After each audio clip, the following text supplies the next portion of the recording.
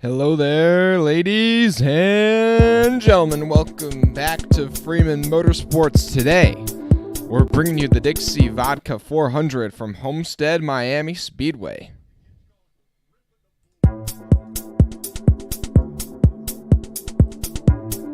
Thanks to everybody tuning in.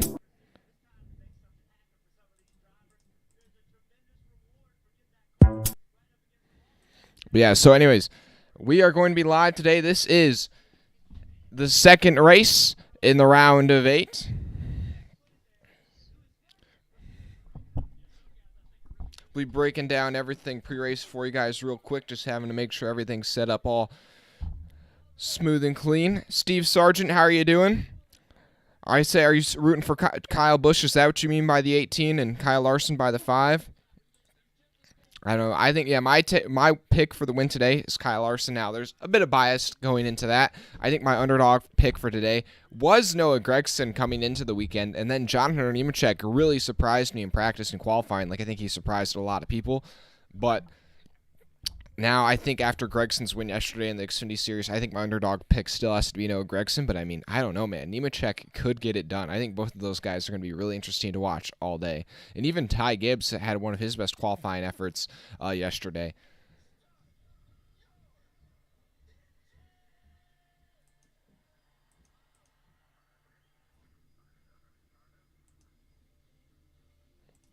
But thanks to everybody tuning in. Have the leaderboard up for you guys in just a moment. The engines have just fired up, so that's a good sign.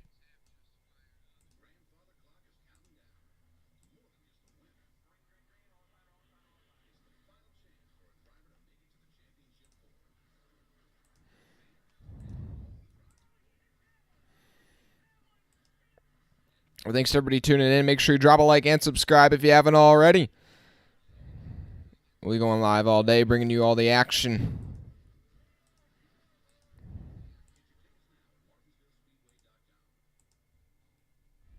Up to 5 likes, guys. Let's get that thing up to 10 likes before the green flag. Let's get it up to 10 likes before the green flag. Let's do it, baby. Also, guys, what do you think about the new background? What do you think? We got the Stenhouse door in the background. You know what? I was like thinking I really should figure out a way to incorporate some of the sheet metal into my backdrop. And you know what? There we go. We got that 47 door up on the wall. What are your guys' thoughts? If you did not know, Stenhouse is probably my top 5 favorite drivers. Top 3 maybe. Kenneth, you're rooting for Chase Elliott today. And what do I think of Bubba being suspended? I think Bubba, personally, I think he should have been suspended, I think, 2 weeks or maybe the rest of the season. I feel like, I'm just glad that they suspended him and didn't let him walk free necessarily, and I'm not too upset that they only suspended him 1 weekend. I think, there's a case for both being suspended just 1 week and the rest of the season. But, I'm just kind of glad that they tried to send a message to some extent. You like the new background? I appreciate it. Yeah, it's like, you know what? I don't even know how I managed to get that thing to hang up there. There's just some little hooks. I feel like it's probably going to fall on me at some point during the race. We'll see. Ball, how are you doing? I'm really interested to see how this race does in the ratings because it's going to be competing up against Formula 1 in the U.S. Grand Prix today. So I feel like that could be really interesting to see if I think Formula 1 has not done better than NASCAR in the ratings, and at least, I don't know, probably I don't even know if they ever have. Maybe at least not in the last decade. So I'm really interested to see if that changes today, just because, there's a packed house at Austin for that race today. And obviously there just seems to be a lot more hype around Formula 1 nowadays than NASCAR. And I don't want to get too far down that tangent, but I would say Formula 1 definitely does a better job marketing to the younger people and just really in general than what NASCAR does. Create a lot more engaging social media content. And then I was even watching the Formula 1 and the NASCAR pre-race, and the Formula 1 pre-race was like miles better than the NASCAR pre-race. The drivers just really seem pretty accessible, considering the fact that in a way they're way less accessible than the NASCAR drivers are. Thanks to everybody watching. Make sure you drop a like If you haven't already, let's get that thing up. Hey, we're almost to 10 likes. Let's get to 15 likes. 15 likes before the green flag. Let's do it, baby. When was my birthday, Steven? It was last Tuesday. So October 18th. Subscribe for my birthday, guys. Subscribe for my birthday. Oh boy. Oh, we just dropped down there a little bit. Hold on 1 second, guys.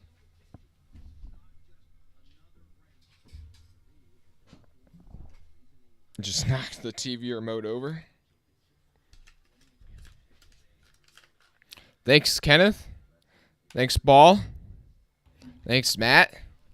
Appreciate it. Hopefully we're still doing this next year. Hopefully we're still doing this next year on my birthday.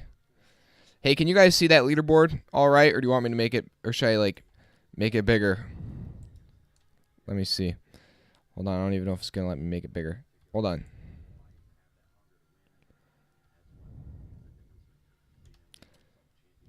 Let me see if I can make that leaderboard just, Mark, I appreciate it.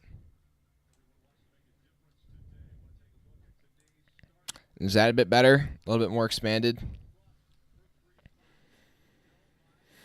You're watching from Homestead, Matt? Matt, do you just travel to, like, all the races or something? Steven, I am a whopping 18 years old.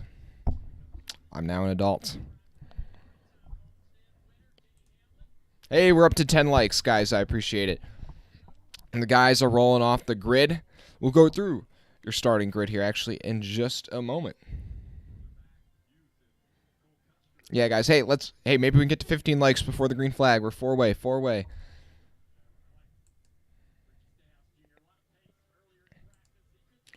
Okay, so your starting order for today: William Byron on pole. To his outside, Christopher Bell. Christopher Bell kind of in a must-win situation right now in terms of the playoff window after getting taken out at Las Vegas last weekend. What was a pretty big headline. Not necessarily him getting taken out, but with the other things that happened in that incident. In row 2, Chase Elliott. With his probably best qualifying effort in quite a while, he has really struggled this entire playoffs. I mean, he needs to have a good run today. Chase Elliott still 18 points to the good, but last weekend he had probably one of his poorest runs of the season, running basically 20th all day long and just could not move forward. And I think somebody that could really be somebody to watch today, John Hunter Nemechek, filling in for Bubba Wallace in the 45 this weekend, was first in practice and followed it up in qualifying fourth. I'm really interested to see if he's able to stay in the top 5, top 10 the majority of the day, or if he decides to slip back a bit. Behind him, in row 3, Kyle Larson. He needs to get back on track. I think today, if they could get a win, I think that'd be really big for that team. It was always talked about. If Kyle Larson could go to Homestead in the playoffs, he'd be a lock to win that thing. Well, you know what? He's not in the playoffs anymore, but we're at Homestead. We'll see how he does. To his outside, though, Ty Gibbs. 23XI has definitely brought a great car this weekend, and it really makes you think if Bubba had not done what he did last weekend, we could see Bubba Wallace getting the win today. Anyways, in row 4, Tyler Reddick, the odds-on favorite to win today. Tyler Reddick, another driver eliminated from the playoffs, but he has had a really good year this year. He's going to 23XI next year. It was just recently announced that 23XI bought out his contract with RCR, so he'll be racing at 23XI next year alongside Bubba Wallace. But in row 5, Chris Buescher and Brad Keselowski. My bad. His outside, Chris Buescher, and then in row 5, Brad Keselowski and AJ Allmendinger. AJ Allmendinger and that 16 team have really built some solid momentum over the last couple weeks. Now that he's been in that car, I think, 4 or 5 weeks in a row, because Noah Gragson, who he was usually rotating with that car, is now filling in for Alex Bowman in the 48. But now that Allmendinger's had consistent weeks in that car, you can really see that team starting to come together and really being a top 10 threat week in and week out. And then now that it's been announced that AJ Allmendinger will be full-time next year, I think he's going to be really interesting to see if he can win next year, but also just be in the playoffs by pointing his way. And I think that team could be really good next year. Maybe not a championship winning team, but probably like a round of 8 winning team maybe. In row 6, Kyle Busch and Martin Truex Jr. Kyle Busch had one of his best results in a while last weekend at Las Vegas with a P3. He's hoping to build that momentum. And then in row 7, Ryan Blaney and Denny Hamlin, 2 playoff drivers that kind of need to move forward a little bit today if they want to get some good points.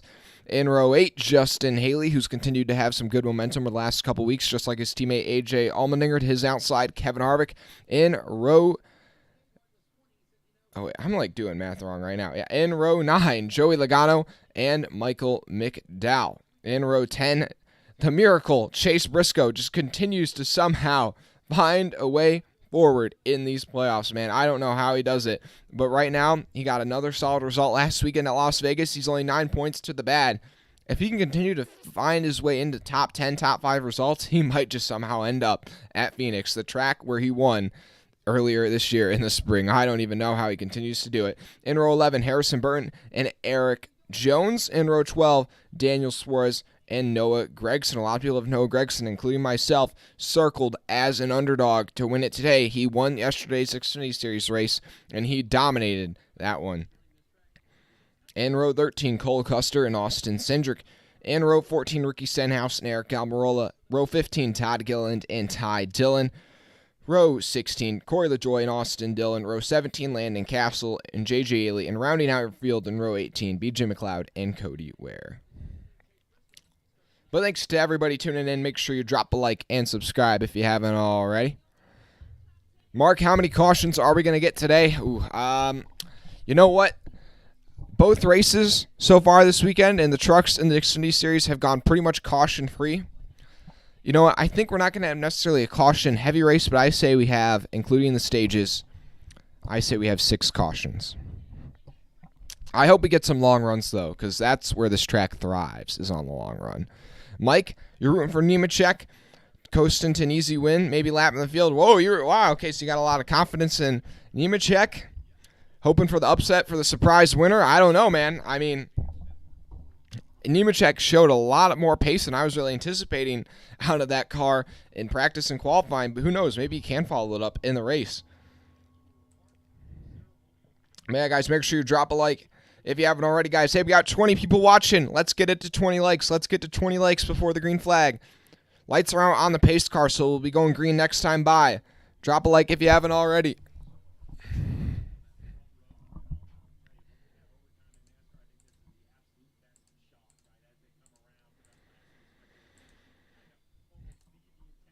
I'll do my best to keep up on the chat once we go green.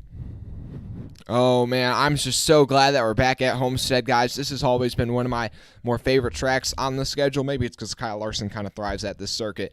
But I was so sad when it was moved from the championship race. But I'm glad that it's kind of back in the playoffs. And honestly, I hope once the contract with Phoenix ends that we come back to this facility. Because, I mean, it just provides great racing, great multi-groove racing. Those guys just wrap the fence. It's amazing.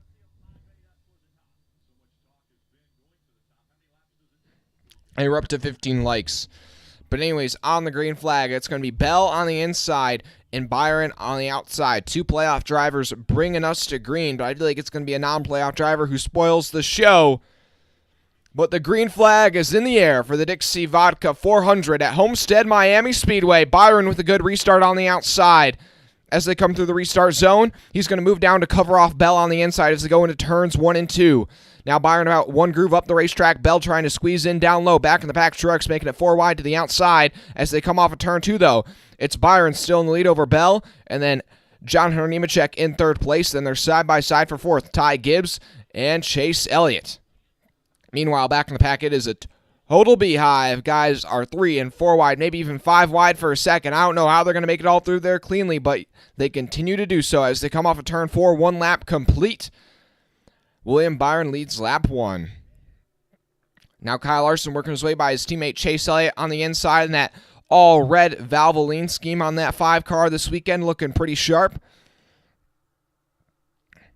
And now they're starting to sort themselves out as they get more single file throughout the pack. A.J. Allmendinger moving up a spot. He's up to 9th place. Chase Elliott in 6th.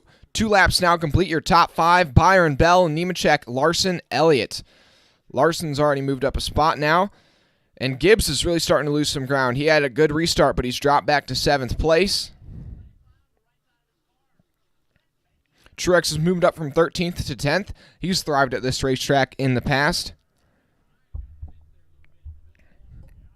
And it looks like we've already had a car make a little bit of contact with the outside wall. Tyler Reddick has tapped that outside just a bit, but you know what? We're going to see guys do that all day. I wouldn't be surprised if every car on the racetrack has some of the paint scraped off the right rear by the time this one's over. Just the fastest way around this racetrack is right up along that sky blue fence. And Reddick, look, you can already see it. He is flying by guys on the outside, running right up against that wall. That's just where you have to go to run the fastest lap times. And Reddick's already making the most of that high line, running high, wide, and handsome, as they say. Behind him, though, Chastain and Hamlin battling side by side. Those guys have had a bit of a feud going on throughout the whole season. Meanwhile, at the front, though, Kyle Larson's gotten by John Nemechek. He's up to third place. Kyle Larson on the move, up to third already. And now he's putting the pressure on Christopher Bell for second. Down the back straightaway, Bell looks like he's just going to give up the spot to him early. Not worth fighting him for this early on. But Kyle Larson's up to second. Keselowski and Reddick going at it side by side for, I believe, 10th place on the racetrack. Keselowski up against the wall. Reddick down low. Reddick's going to try and slide up and clear the 6. That's a tight window, but he's going to be able to pull it off the 6. Looks for the crossover down the front straightaway. And Hamlin and Chastain continuing to battle. I mentioned that just a moment ago. These guys have been side by side for quite a few laps now. Hamlin on the inside of Chastain as they go into turn 1. And then it's behind these guys. Truex trying to make the most of that high side still. And Reddick and Keselowski still going at it for 10th place. They have swapped that spot quite a few times. At the front, though, I'm trying to keep tabs on that gap from Byron to Larson. It's about 9/10 of a second right now. We'll see if Larson can chew into the lead that his teammate William Byron has right now. But right now, so far, Ty Gibbs starting to fade a bit early on. AJ Allmendinger moving up a couple spots. Kyle Larson moving up a couple spots like we've been saying. Now, I'm going to see a running order right now. Who's moving up? Who's falling back? Your top 10 right now. Byron, Larson, Bell. Then Nemechek and Elliott, your top 5. Then Allmendinger, who's up to 6th place. Allmendinger having a sneaky good car here early on. Then Blaney in 7th. Gibbs, Buescher, and now Reddick has finally gotten by Brad Keselowski for 10th.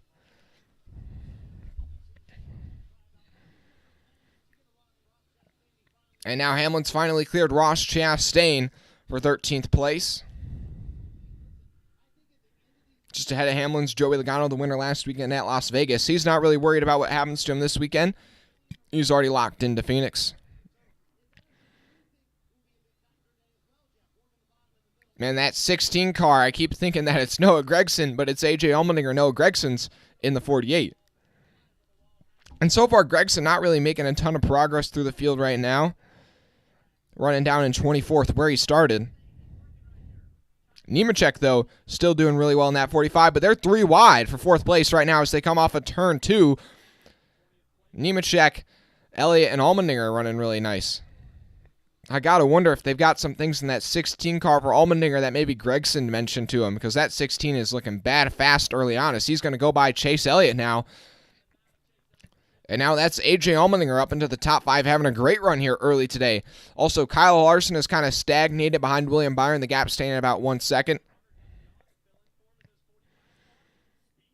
Tail end of the field, though, already about a third of a lap behind the leader. We're 10 laps into this run. Lap traffic will be playing a factor all day. Who can negotiate the lap traffic the best is probably going to be one of the guys that's most likely to win today.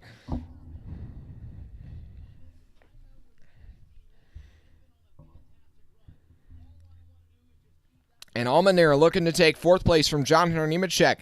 Man, that 16 car, I don't know where that speed came from. I mean, they've been running solid the last couple weeks.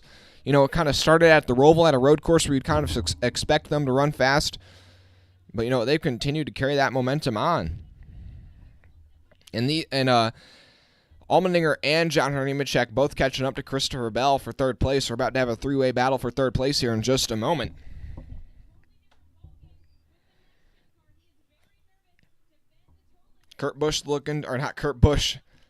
Nemechek looking to the inside of Bell off of turn 4. Window wasn't quite there that time. Chastain's moved up to 11th place, though. He's starting to make some progress. The one car has outscored the entire field by 76 points a mile and a half so far this year. So we're at another mile and a half. You'd expect that one car to run well. And his teammate Suarez. Suarez had quite a bit of pace last weekend before he got an unlucky moment where he spun behind Tyler Reddick last weekend at Las Vegas. Still your top two, keeping it close. Kyle Larson just about 1 second behind William Byron. We'll see as the run goes on which one of those cars has a bit better long run setup. Luke, how you doing? Yeah, now that we're under our first commercial break of the day, we'll look at the chat here. 1 Mile Cup Series, you're rooting for Briscoe. I mean, hey, if he can keep that underdog streak alive, I mean, he's got 4 straight top 10s. He's looking to make it 5. You know, in the past, 4 straight top 10s wouldn't be looked at too much. But you know what? In this year, with all the parity, 4 straight top 10s has honestly been something that very few drivers have done all year, I believe. And also, an interesting fact, his streak of 4 straight top 10s is his new record for straight top 10s. You know, the amount he's had in a row. But his previous record was 1. He had never had back-to-back top 10s until now, where he's gotten 4 top 10s in a row. So that really just shows you how crazy this year's been. That somebody with, I mean, those stats are not very impressive. But just with all the chaos and parity that they've been able to kind of sneak their way into the round of 8, and maybe even have a shot at the championship here still. I'll try to keep you guys updated on the live point standings throughout the day. Make sure you guys take a moment to drop a like and subscribe. We got 35 people watching. I appreciate it. We got 19 likes, guys. Let's get that thing up to 25. Let's get to 25 likes. 1 Mile Cup Series. Not 1 top 10. I'm saying like 1 top 10 in a row. He never had like back-to-back top 10s. So like he had 1 top 10 here and there, but just never had back-to-back top 10s until the playoffs, which is, that's pretty crazy.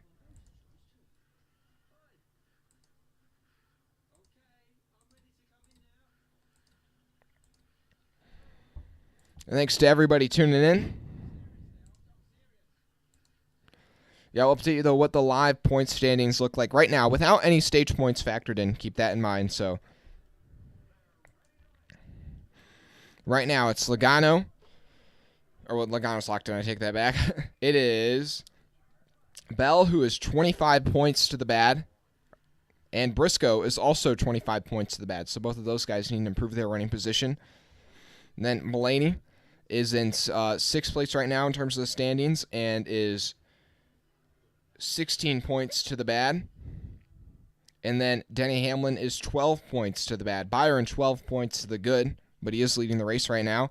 And then Ross Chastain is 17 points to the good, and Chase Elliott is 19 points to the good. Meanwhile, at the front, though, as we're getting back from commercial break, Kyle Larson has caught up to William Byron. The gap's now down to only about less than half a second. We'll see if Larson's able to make a move here soon. Luke, you're rooting for Dylan Harvick or Chastain? Well, those guys all got a little bit of, they got to make some improvements to their cars if they want to have a shot at winning this one today. Chastain, though, has cracked the top 10 for the first time today. Thanks, Luke.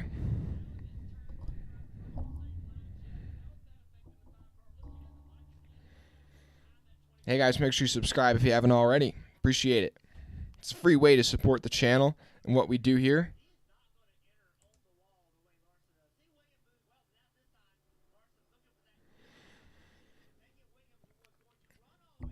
Coming to 20 laps and completed next time by 80 laps is the distance here in stage 1. The whole race is 267. 400 miles. Chris Buescher fading a bit. He started in 9th place. He's down to 17th. Noah Gragson, a guy that really, I think, is surprising everybody right now. A lot of people thought that he would have a shot at winning, and maybe it's just the next-gen car drives different than the Xfinity car, but right now he's kind of struggling down in 26th. Maybe he wishes he was in the 16 car this weekend, not the 48, because right now Allmendinger continuing to have a great run in 4th place. But meanwhile, if you look at the top 2 right now, Kyle Larson and William Byron, the only difference you can really see between these 2 cars on the racetrack is just Kyle Larson is right on the wall all around the entire racetrack. And Byron is just not quite as committed as the 5 car, more so in turns 1 and 2 than in 3 and 4. In 1 and 2, Larson's right up against the wall, whereas Byron's been running about 1 or 2 grooves off the wall.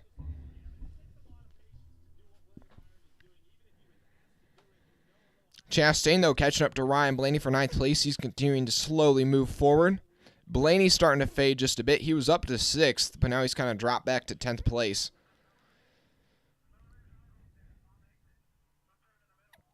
And Chastain's got that pass completed on the 12 car. Now these leaders are probably going to have to start to work some lap traffic. Probably in about 10 laps or so. We'll see how that impacts their battle for the lead. Thanks to everybody watching. Hey, we're up to 25 likes.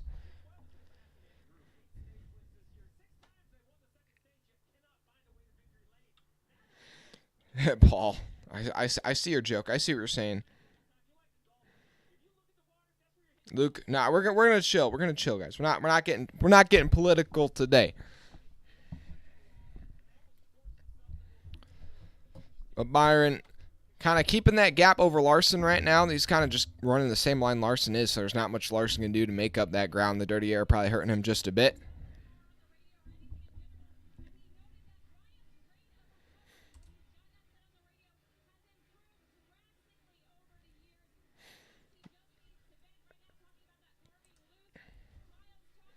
And Brad Keselowski now catching up to his old teammate Ryan Blaney. That 12 car just continues to fade here just a bit. These guys will have to pit once during stage 1. So that pit stop probably come right about halfway.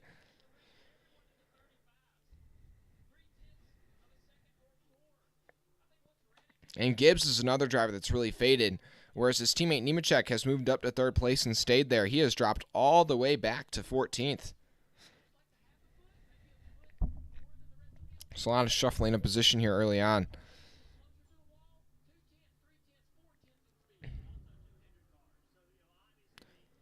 Lost Knowledge. How are you doing?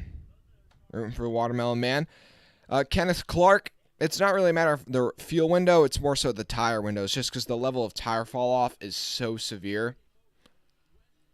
For instance, they're 25 laps into the run, and they're 2 seconds off their pace already. Maybe even 2.5. They're 2.5 seconds off the pace already.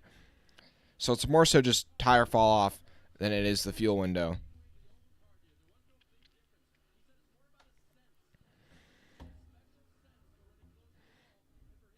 And Tyler Reddick, though, I did not even realize this. He was slowly working his way through the field, but now here he is. He's already up to 3rd place. He was running back in like 8th a moment ago. It feels like, but now he's up to 3rd, and we'll see what he can do. Can he chase down the top 2? Right now he's 5.7 seconds off the leaders. We'll see if he can eat into that lead.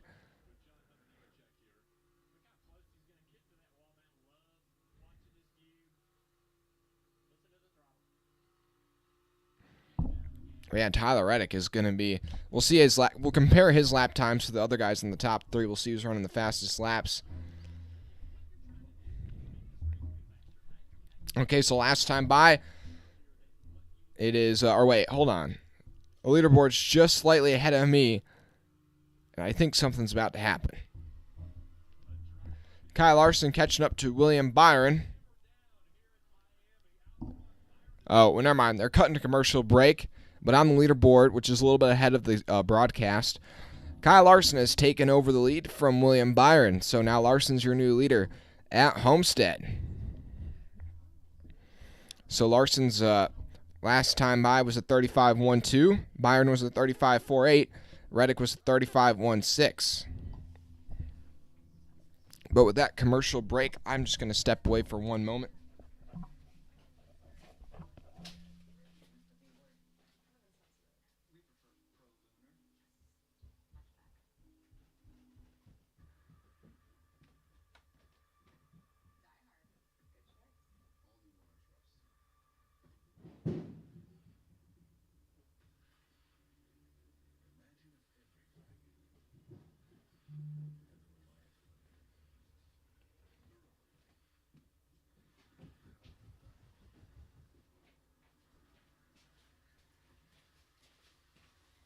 And just like that, we're back. Sorry, what are you guys' thoughts about the day so far, guys? What are your thoughts? What are your thoughts? You know, under this commercial break, I might see what's going on in the United States Grand Prix and Formula One real quick. Oh, they're on the formation lap still. I got that recorded for later, so don't spoil it. If there's anybody watching the Formula One race today as well.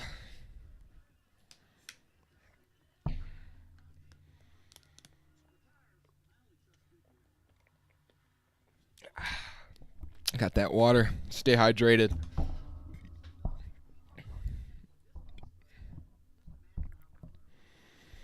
Brandon Ramsey, how are you doing? You're rooting for Elliott today? He's running pretty well so far. Luke, you think Jimmy's going to run a race for Trackhouse? I wouldn't put it out of the realm of possibility. Okay, so looking at the lap times, though, Kyle Larson ran at 36.98 last time by. Byron ran at 37.05, and Reddick ran at 37.45. So I don't know if Reddick encountered some traffic or something, but he was a half a second slower than those top two. But in terms of everybody on the racetrack, the caution is out, though. The caution's out, so I don't know what that's for. The caution is out, though. And it looks like it's for Nemechek.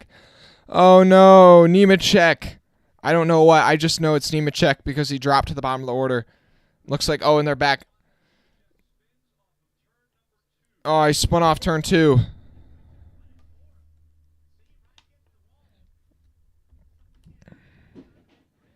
Oh, it just spins on the 45. And the tire goes down. Andy hit the wall pretty decent. Man, I hope they can repair that car because he was running really well.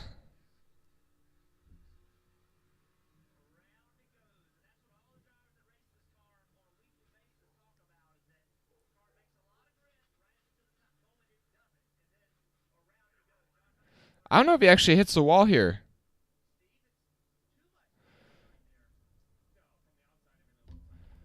Man, he actually got a really lucky break in terms of how he hit that wall. Like, he barely even touched that thing, so he might be back in this thing. That 45 car was fast, too, so.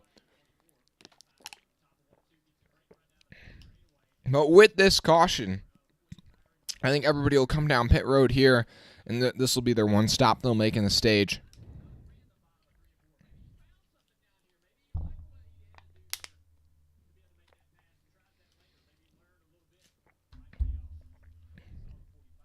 Tough break for Nemechek, though. Lost it off turn 2.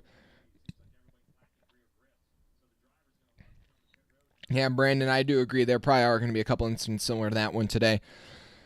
Hey, guys, we got 40 people watching. I appreciate it, though. Let's get it up to 30 likes. Let's get it up to 30 likes. We're at 29 right now.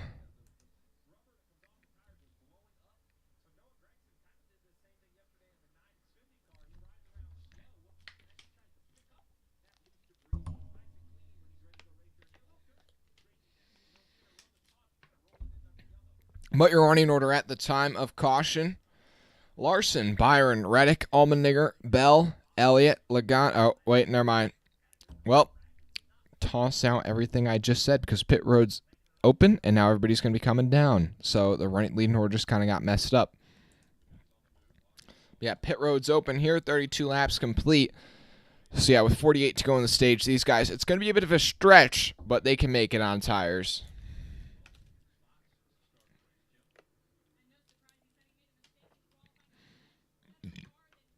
Everybody's taking 4 tires here. Everybody's taking 4 tires. Just the tire fall off is so severe. The only reason you wouldn't take tires is if you literally had no tires left, which we did see yesterday in the Xfinity Series race.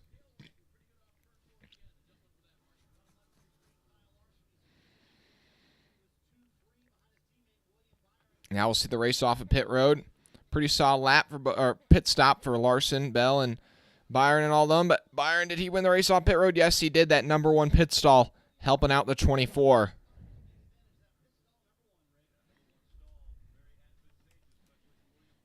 Yeah, that number 1 stall was able to win him the race off of pit road by about 3 feet over Kyle Larson.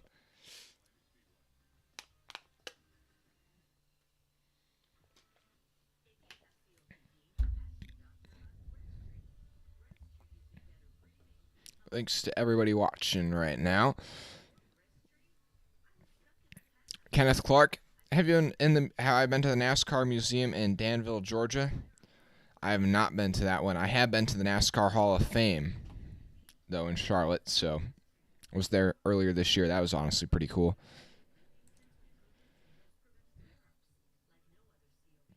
Yeah, that's a tough break for Nemechek, man. He was running so good. Well, I don't know. He might be able to take I don't know. Maybe he can stay. If he can stay on the lead lap or just stay one lap down, he's still in this thing, but tough break. We'll see what the running order looks like, though, once everything shuffles out. But yeah, the damage not very severe on the 45. Should be able to continue just fine.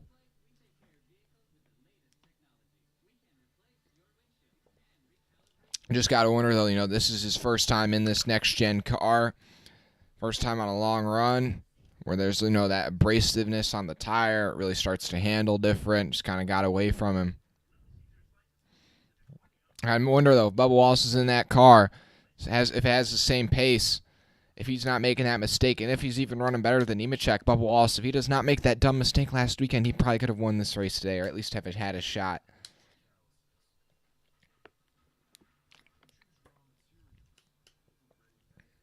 Well, this restart's going to be big. If Larson or Reddick can jump past Byron and the other leaders and get clear, I think they're going to be able to just set sail.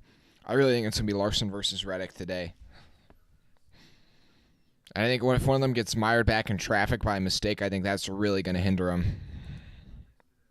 This the other one will just be able to drive away. Hey, guys, make sure you drop a like and subscribe, though, if you haven't already. Nemechek spun.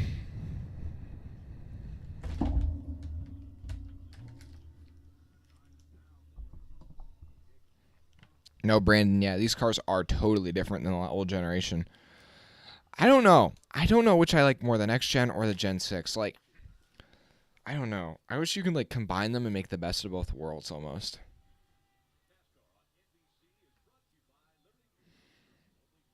I don't like the single lugs. I like the 5 lugs, just because I think it adds more to the pit stop too, and that competitiveness in terms of that. And it kind of takes away the loose wheel problems a little bit. And but I like the next gen. Obviously, the racing it puts on in the 1.5 miles is unbelievable. I like the paint schemes. I like the old paint schemes more. That's just me. 1 Mile Cup Series, what do the points look like right now? This is what they look like. It is Bell, 24 to the bad. Briscoe, 23 to the bad. Ryan Blaney is 12 to the bad.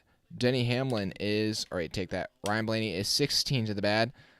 Denny Hamlin's 15 to the bad. Byron's 15 to the good. Chastain is 23 to the good. Elliott is 24 to the good.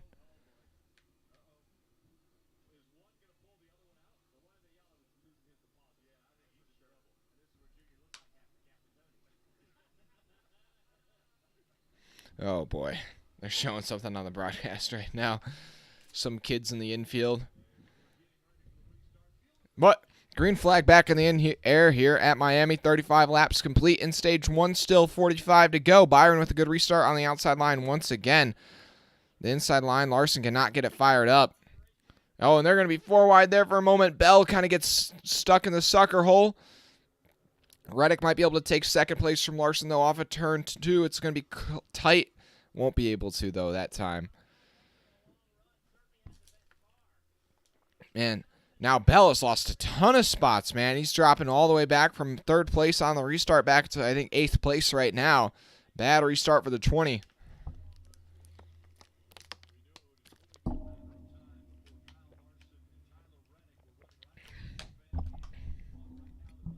Yeah, and Bell, stuck in the middle of 3 right wide right now with Blaney and Allmendinger.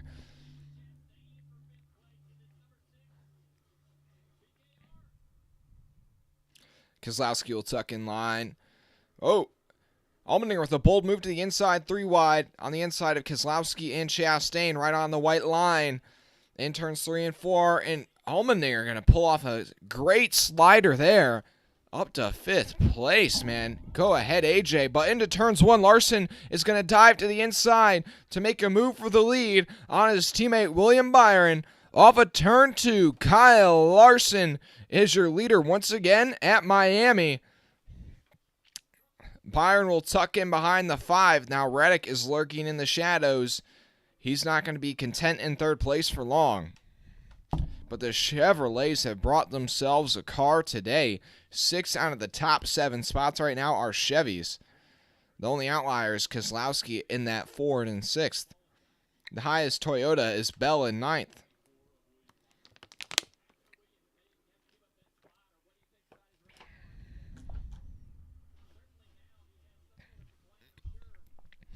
And yeah, now Larson already gapping Byron by about 6 car lengths down the back straightaway, 1 lap clear of him.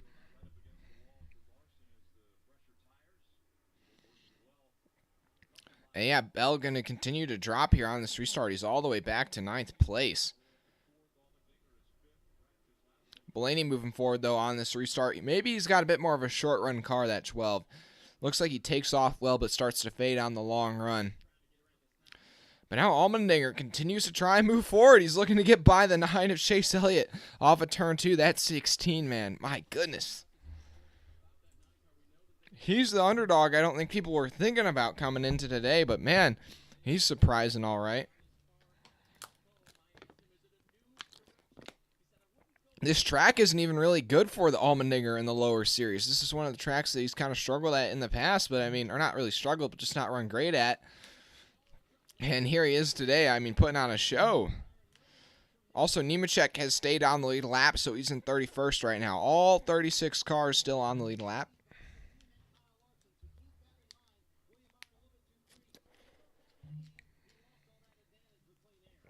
Oh, that'll be really cool, though, Ball.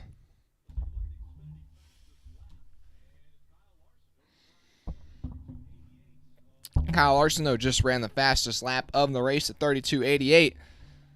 Man, if only he was still in the playoffs, dude. Oh, Byron kind of threw a block there on the 8. Reddick trying to take 2nd from the 24 behind them. The 16 trying to take 4th from the 9. As they go into turns 3 and 4, both the 8 and the 16 going to drive it in real hard. Won't work out for the 8 there, but I think Allmendinger is going to be able to clear Elliott for 4th place.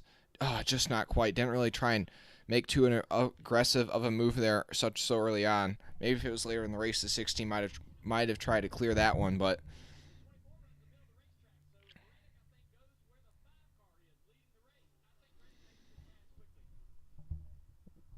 right now, Reddick kind of running on the white line, and Byron's kind of running about 2 grooves off the inside, and that's kind of blocking the 8 car's clean air, and that's really keeping the 24 ahead of the 8 car right now. Thanks to everybody watching, though, right now. Hey, so drop a like and subscribe if you haven't already. Got 40 people watching right now. I appreciate it. Ooh. Off turn 2, Chastain going to stay ahead of Logano and Bell for 8th place. And he's got a big run on Truex now. He's maybe going to try and look for more. Meanwhile, for 2nd place, Reddick might be able to clear Byron there off of turn 4. Yes, he will. Does Byron go over the crossover, though? He's gonna. Byron's got a big run into turn 1. Byron's going to be on the inside. Reddick's going to be up against the wall. Reddick will have that preferred line. We'll see if Byron can get it done, though, on the inside. Off turn 2, he can't do it. Reddick's going to take 2nd place from Byron.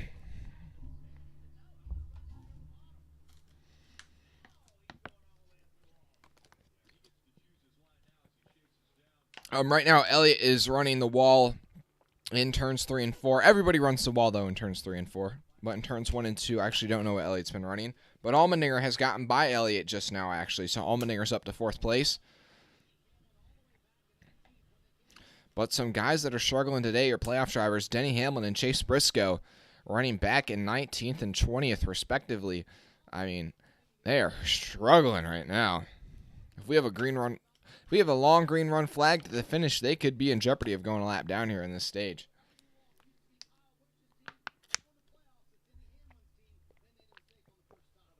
Now that's Larson versus Reddick at the front. We'll see which one of those guys can run the faster laps. The gap right now, 1.3 tenths, and it seems to be growing.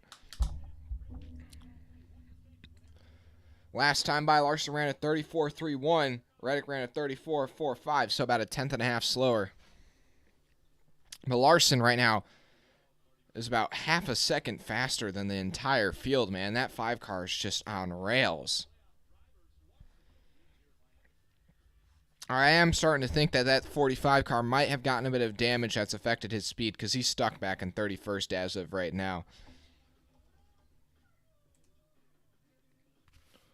Whew, I don't know why, guys. I'm getting like a whole, not like headache, but just like almost like my face hurts from talking so much. I haven't really experienced that before. Anyways. Hey, we're up to 2,670 subscribers, guys. I appreciate it. If you aren't subscribed, subscribe. Let's get to 2,700, baby. Let's get to 2,700. Let's do it. Let's do it. We're only 30 away. 30 away. That's less than the amount of drivers that are racing today. Up to 50 people watching. I appreciate it.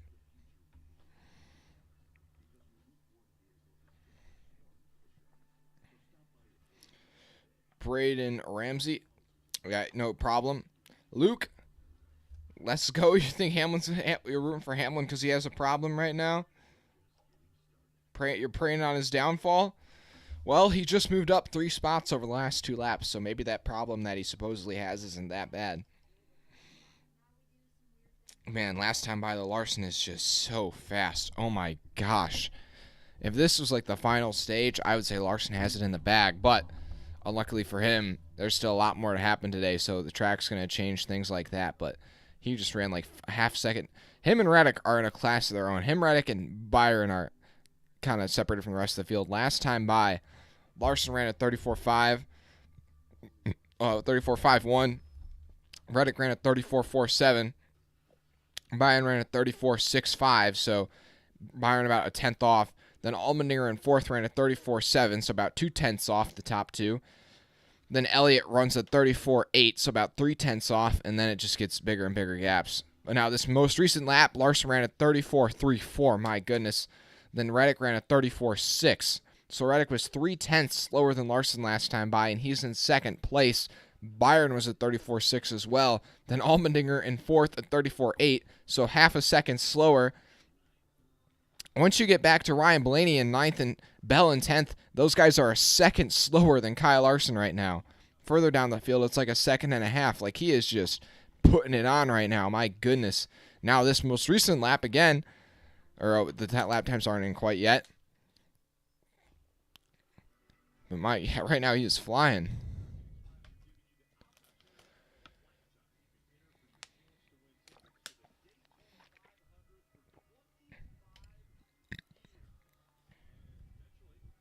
Whoa. You could win Daytona 500 tickets for 25 years. It's like lifetime Daytona 500 tickets right there. Anyways, Larson or 34.6 last time by. Reddick at 34.77, so about a tenth and a half slower. Byron with a 34.8. Allmendinger at 34.9, and then everybody else over the 35s. But you can also see that as I say these, each lap, these lap times get about a tenth slower. So the tire fall off is, I mean, it's big at this racetrack. Yeah, it is probably about 1/10 a lap. Because already Larson ran his fastest lap, and the fastest lap of the race at the beginning of this run, it was a 32.88. He's already a second and a half, almost 2 seconds off that speed. But a quick update on your top 10. It's Larson, Reddick, Byron, Allmendinger, Elliott, Truex, Keselowski, who's having a pretty solid run today, then Logano, Dillon, who's continued to work his way up through the field. Dillon started, I think, outside the top 20, and now he's worked his way up to the top 10 off of raw speed, probably using some of the setup from that 8 car. Wink, wink. And then Blaney in 10th. Then as you go further back through the field, Bell in 11th. Other playoff drivers, Chastain in 13th, Hamlin in 15th. Then Chase Briscoe in 19th, the lowest running playoff driver currently.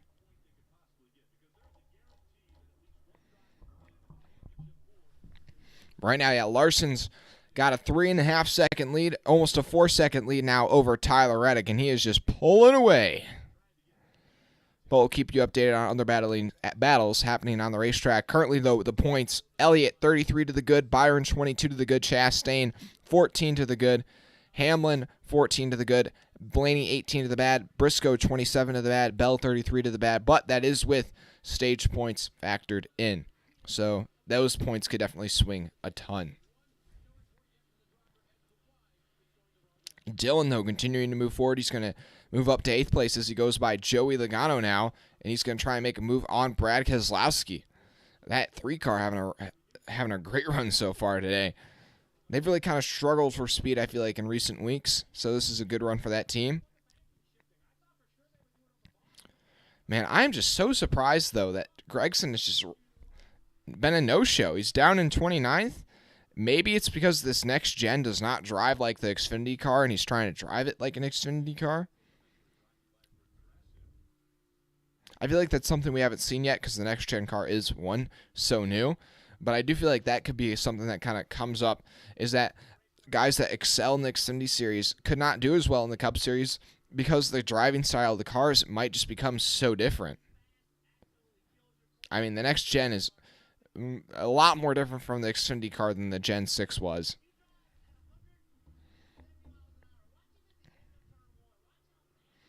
Justin Haley putting a lot of pressure on Christopher Bell for 11th place right now, that 31 car. Both the two College cars, like I've been saying, last 4 weeks, both College cars have been top 15 all the time. Having some great runs. Hey guys, make sure you drop like and subscribe, though, if you haven't already. We got 56 people watching. We got 33 likes. Let's get that thing up to 40 likes, baby. Also, 2,670 subscribers, 30 subscribers away from 2,700. Subscribe. Let's get to 2,700, baby. But 22 to go in the stage. Larson in a class of his own right now. 5 seconds ahead of second place. Tyler Reddick, 6 seconds ahead of third. William Byron, he's about half a second quicker than the entire field.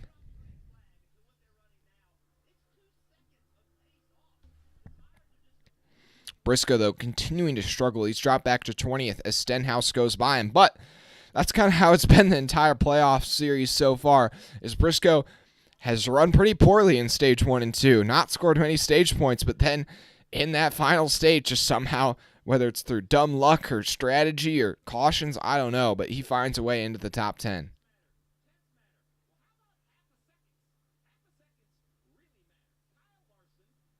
They're talking about now on the broadcast.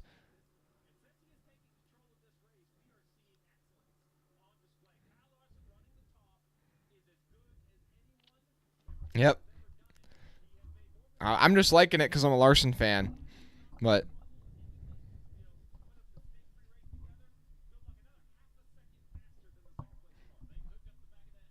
literally, Larson half a second faster every lap. Like, half a second, guys. Like, I think that's like, that is like that's the type of gap you maybe see at a road course where there's like a 2-minute lap time, not at a 1.5 miles with like a 30-second lap time. Like, literally, at this pace, theoretically, I guess you'd have to factor in time trying to pass lapped cars. But if it wasn't a struggle to pass lapped cars, he would lap the whole field in 60 laps. I mean, if this was the old days and we didn't have stage breaks, Larson could probably lap up into the top 5.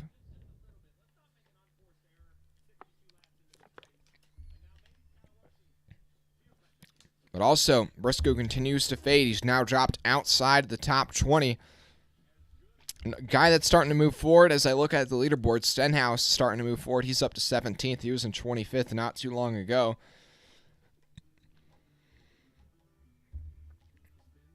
Also, Justin Haley finally got by Christopher Bell. He's up to 11th place, putting the pressure on Ryan Blaney. Ryan Blaney trying to hold on to 10th, trying to hold on to that stage point. Austin Dillon, though, continues his great run. He's up to 7th place. He's gotten by Keselowski. He's catching up to Chase Elliott. Truex also has worked his way up into the top 5 and 5th. Yeah, Larson's gap over second place, almost 8 seconds. 16 laps still to go on the stage. He could be like 15 seconds, or not 15. He could be like 12, 13 seconds ahead of second place on only a 30-lap run. Like, what? I'm sorry, that is like unbelievable speed right there. Gragson is starting to make some progress on this long run, and that is what we saw, though, yesterday in the Xfinity Series race, is that car and him, they didn't really get that pace till about 20 laps into a run. And so now that we're getting a little further into the run, Gragson was running down in 29th. Now he's up to 25th. We'll see if he can make up some more spots before the end of the stage. But Larson's also starting to negotiate some lap traffic as he puts Cody Ware, BJ McLeod, and JJ Yeley a lap down. So that could start to bog him down just a bit.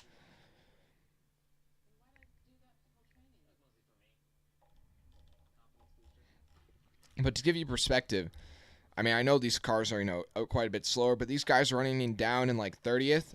Cole Custer, Ty Dillon, they're running 35 sixes, and Larson's running 35 like 3s or 35 2s.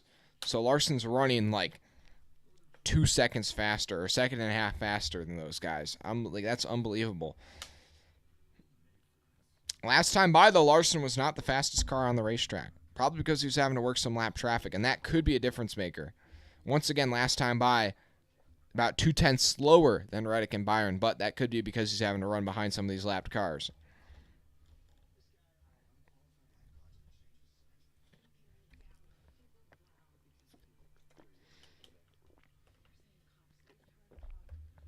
Thanks to everybody tuning in, though. Make sure you drop a like and subscribe. We got 60 people watching, only 38 likes. Come on, guys. Let's get that thing up to 50 likes. Hit that like button.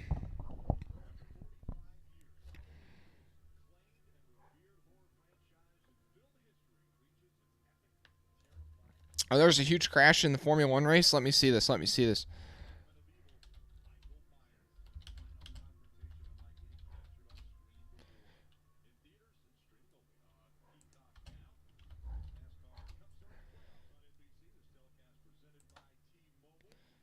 I don't see anything yet.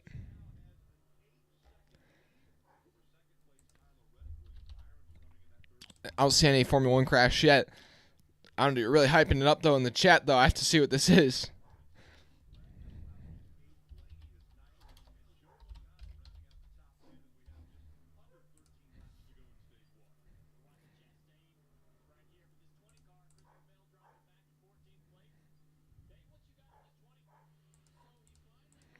Trying to see what happened in the Formula 1 race. I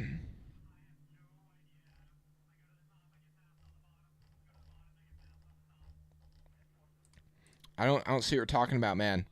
Anyways.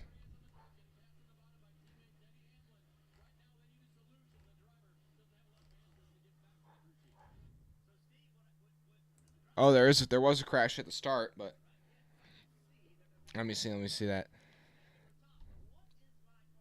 Larson, though, up to a 9-second lead over Tyler Reddick. Oh my gosh.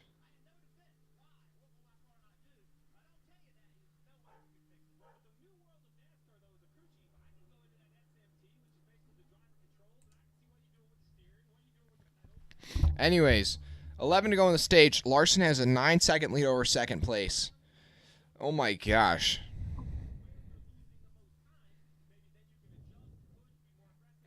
But then it's Byron who kind of caught up to Reddick in second place. Hasn't been able to make a move on him. Byron in third. Allmendinger 10 seconds back in fourth. So actually about second through fifth place. So Reddick, Byron, Allmendinger, Truex all kind of bunched together. So that battle could be heating up. Elliott's in sixth place, but Austin Dillon's catching up to him. Then Blaney's gotten by Logano, so he's up to ninth. All those little positions that are swapped around here before the end of the stage, those matter. Those points, those stage points, they really do add up.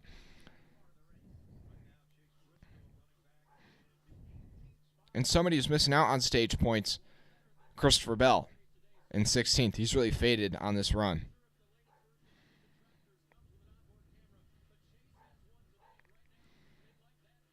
Chase Briscoe really struggling, though, so far. Gragson, I had mentioned he was picking up some spots over that last commercial break. He moved up one spot to 24th. Won't probably be at risk of going a lap down, though, here, luckily for him.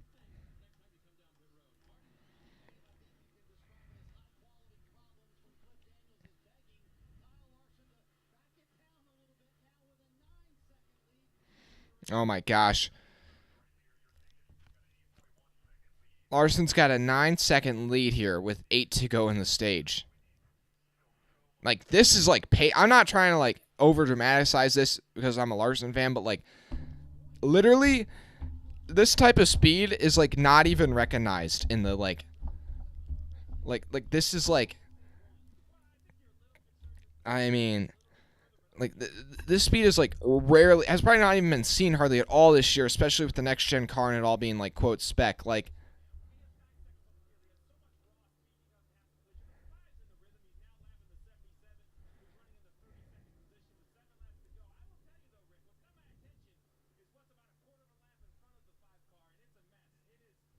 but thanks to everybody tuning in so far, guys. Drop a like and subscribe if you haven't already. I have an idea.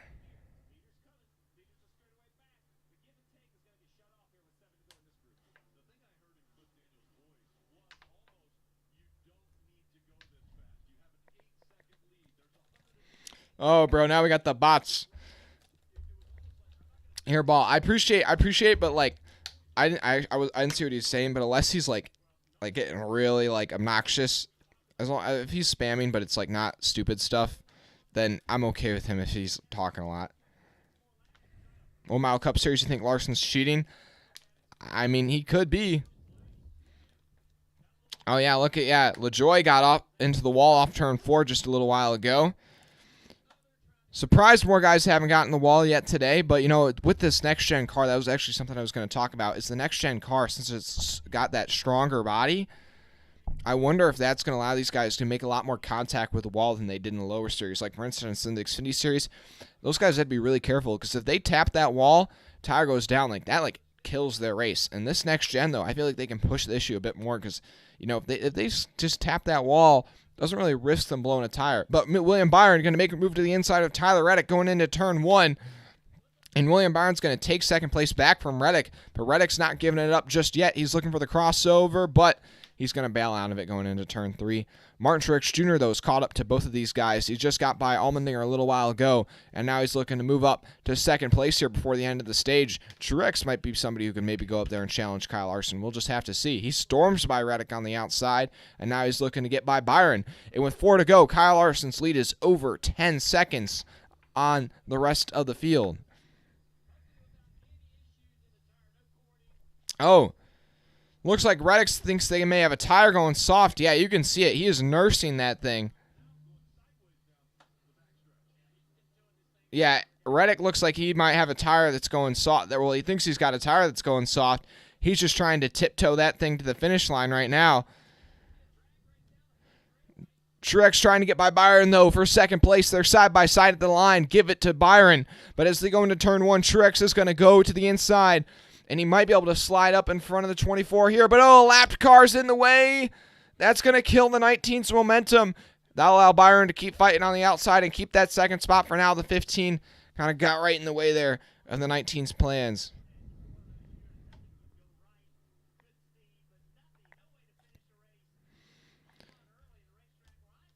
And I think Larson's starting to finally take his foot off the gas with 2 to go.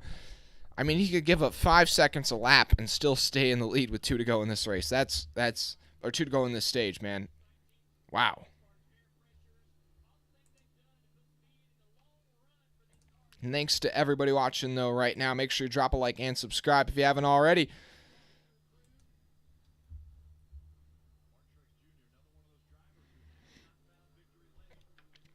Thanks to everybody watching. We're up to 40 likes, guys. Let's get it up to 50 likes, though. We got 70 people watching right now. The white flag's out here in stage 1. Kyle Larson leads by 9 seconds now over Byron and Truex. It looks like Byron's going to be able to hold off Truex, though. As they go into turn 1, Byron's going to run in the middle of the track. Truex is going to run up close to the wall.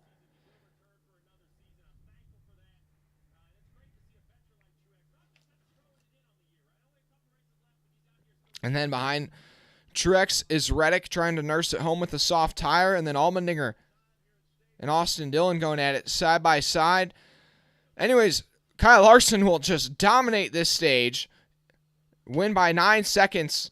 Oh, at the line, though, who's it going to be? Austin Dillon and Allmendinger side by side. And Blaney behind them. Blaney's going to give up a shot to Elliott. Or, well, he tried to dive it in on Elliott, and it didn't stick. I mean, a lot of crazy things coming to the line. Okay, so it was Reddick, Dillon, Allmendinger, Keselowski. But actually, shout out Austin Dillon, a top 5 in stage 1. I think he came from like 20th on the grid. Or where did he where did Austin Dillon start this race? Austin Dillon started in 32nd. Austin Dillon started 32nd and finished 5th in the stage. Shout out Austin Dillon so far. The driver of the day, I'd say right now. My driver of the day would be Austin Dillon. Wow.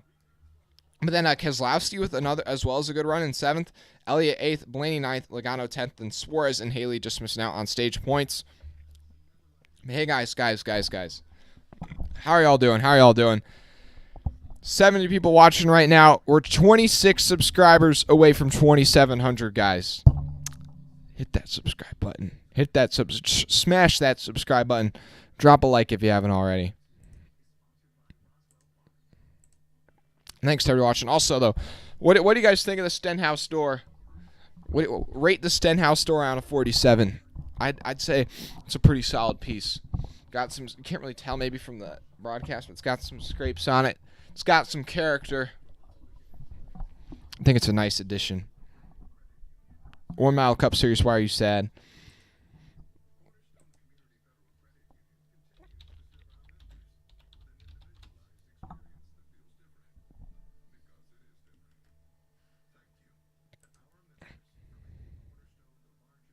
Thanks to everybody watching, though.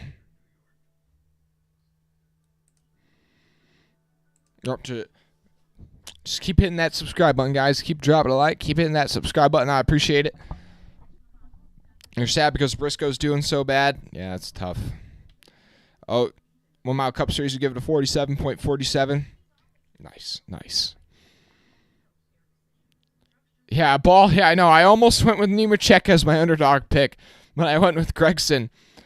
And Nemechek kind of, it didn't pan out too well. But then on the same note, Gregson did not do very well either. He was able to finish 23rd in the stage, so he did make some progress towards the end. And I think it's far from over for the 48 car. I think he'll still probably have a shot at getting a top 10. I think as the day goes on, the track's going to maybe come to him. He gets more used to the next-gen car on this racetrack. I think that's probably what's going to hinder him a little bit, is because he's so used to the Xfinity car and doing what the driving the Xfinity car to run the fastest lap time on this racetrack, that it's kind of different than the next gen. I think that's kind of throwing him off. But at the end of the stage, 29 cars on the lead lap. Cole Custer will be the free pass. One guy who's having a bit of a bad day, Eric Jones, is going to be pinned 1 lap down in 31st. That's tough for that team. But yeah, we'll go through your whole run order here really quickly. Larson, Byron, Truex, Reddick, Dillon, your top 5. Then Allmendinger, Keselowski, Elliott, Blaney, Logano, your top 10. Then Suarez, Haley, Hamlin, Chastain, and Bell, your top 15. Harvick, Briscoe, Stenhouse, Kyle Busch, Chastain, your top 20. Then Logano, Haley, Stenhouse, Almirola, Gibbs, your top 25. Then Burton, LaJoie, McDowell, Ty Dillon, Cole Custer, your top 30. Well, now everybody's going to come down pit road, obviously taking 4 tires and fuel. Don't want to make a mistake here on pit road. But if there is one track where you can maybe make up a lot of ground, this is one of those tracks. As we saw, Austin Dillon went from 32nd to 5th in that stage. So a great run from Austin Dillon.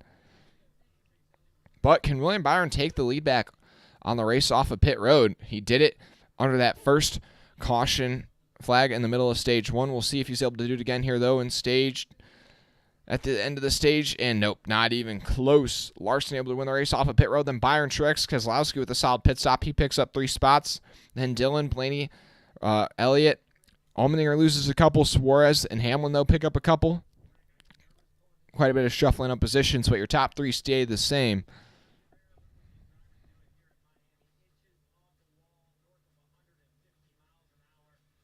Wow. But yeah, thanks to everybody tuning in.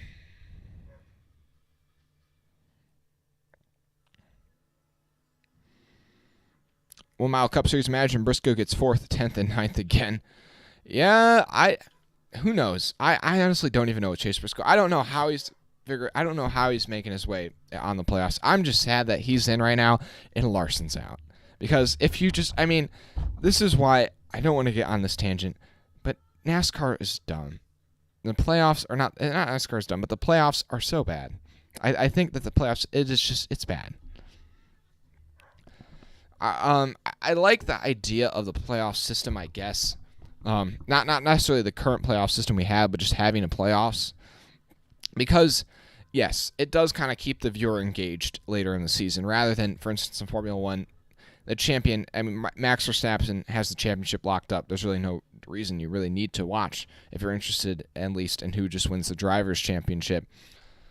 And so I understand the idea of playoffs, but just with this elimination-style bracket, it just, like, anybody, Kyle Larson has been, I think, the second or third driver in terms, if it was regular season points still, I think Kyle Larson's still third in points.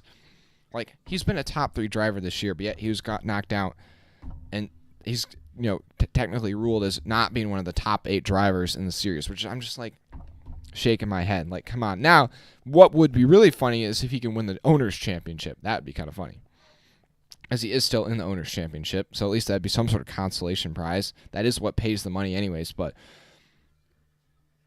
I would just say, yeah, I kind of agree with that 1 Mile Cup Series. Playoffs are useless in motorsports. Yeah, it's because it's, like, motorsports, it's not, well, it's kind of like, I guess, if it was, like, I guess nobody would watch, I guess, something like professional track, or even, like, any type of racing, I guess, you know what I mean? If they had, like, if you were a runner, you know what I mean? Or something like that, and there's a professional, I don't know, or like a marathon running series, and you got points based on where you finished in different marathons, and there was like 5 normal marathons and then like 3 race playoff where the points reset, like, and you won all the first 5 marathon races, but then like had issues in the next 3.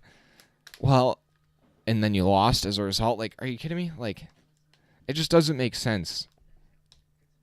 Now, what I could probably agree with a bit, I could agree with maybe doing it like the old format where the final 10 races, like, points reset and then it's the championship and it's just those final 10. I think that kind of keeps the viewer engaged, and it should still produce, I mean, back under that old format, there were still quite a few battles going into the last race of the season in terms of points or the battle for the championship.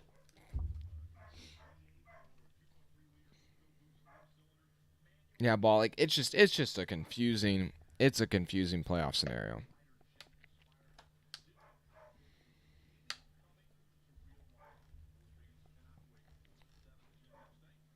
Okay, guys, but your current point standings have Bell 36 points to the bad, Briscoe 24 points to the bad, Blaney 16 to the bad, Hamlin 10 to the bad, Chastain 10 to the good, Byron 11 to the good, Elliott 18 to the good. But that is without any stage points from Stage 2 factored in. So Stage 1 points factored in, but not Stage 2 points factored in. Hey, 80 people watching right now. I appreciate it. Make sure you drop a like and subscribe. Put your pick to win in the chat if you haven't already. Yeah, I feel like I wouldn't mind going back to the Winston Cup style or just the whole season points format. It's just I think NASCAR is not going to do that. Like, that's kind of what I'm thinking. Like, NASCAR would not do that just because it does kind of sacrifice the last, like, 10 races of the season. Like, there would just be no point in watching then. But here's what I do have to say. I don't think the playoff format's going to change. I really don't. I would love for it to change, but it's not going to change.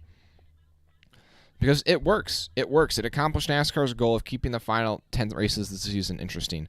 Does it kind of totally ruin the legitimacy of the championship? Yeah. But it achieved NASCAR's goal, which is no longer to put on necessarily, I guess, it's not to put on fair racing. That's how I'll put it. It's not to put on fair racing. It's to put on entertaining racing. Or, quote, entertaining racing. And that's what this playoff format achieves. But that's kind of a totally different rant that I can make another video on. But, yeah. Yes, I've seen Top Gun Maverick, Luke. Hey, guys, also, if you haven't liked and subscribed already, it's a free way to support what we do. And just subscribe for my birthday. It's not my birthday today, but it was my birthday like 3 days ago. So subscribe for my birthday, man. Come on. Come on. Subscribe for my birthday. I'll smile even if you subscribe. It'll make me smile. Okay, but the green flag will be back in the air here. Stage 2. Getting underway. Kyle Larson on the outside. The dominant car so far today on the inside. His teammate William Byron. Through the Geico restart zone they go. Pretty even restart for both lanes, but the outside with a pretty good push from Truex. Blaney's going to split down low to make it 3 wide to the inside of Austin Dillon and Allmendinger. And Austin Dillon going to lose a couple spots there. Byron, though, on the inside, he might be able to keep this fight up down low. They're side by side down the back straightaway for the lead. Larson and Byron keeping it interesting. Truex, though, giving aid to Larson with a push into turns 3 and 4. Byron doing pretty good, though, on the inside. Down the front stretch.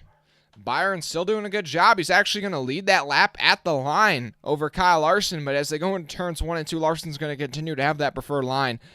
And I think Larson should be able to clear the 24 here in the next set of turns.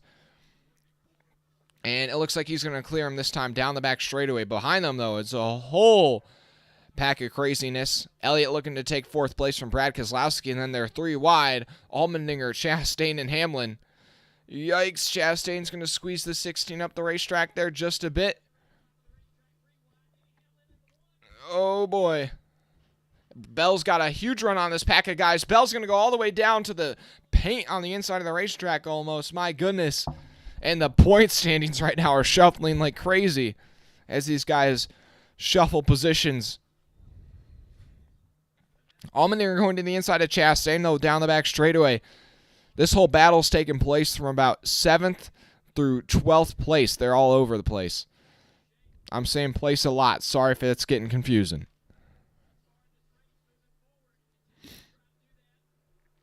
I appreciate it with Mile Cup Series. Oh! Chastain got into the back of the 16 there just a bit. Got a little bit swirly. Might be able to still complete the pass off of turn 2. Yes, he will. Chastain will get by... My bad. Chastain will get by Allmendinger for 7th place. Wow, the positions are just swapping left and right. Right and left. Now AJ's going to try and get back by Chastain. He can't be too happy after how Chastain just gave him that little bump and run. We all know how aggressive Chastain is. We also know how emotional AJ is, though, at the same time. Off of turn 2. 16's not quite clear of the 1. Ahead of that, though, Blaney's gotten by Elliott for 4th place.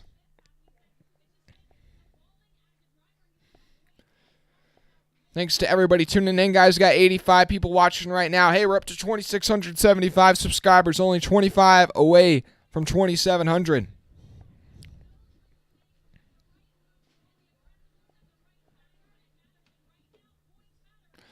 Oh, Allmendinger gets a bit arrow tight behind the 1 there off of turn 2. He's going to slide up the racetrack. That might make him susceptible to the 3 car down the back straightaway. Also, though, so far on this short run, the 5 car not really gapping the field like he did on the last run.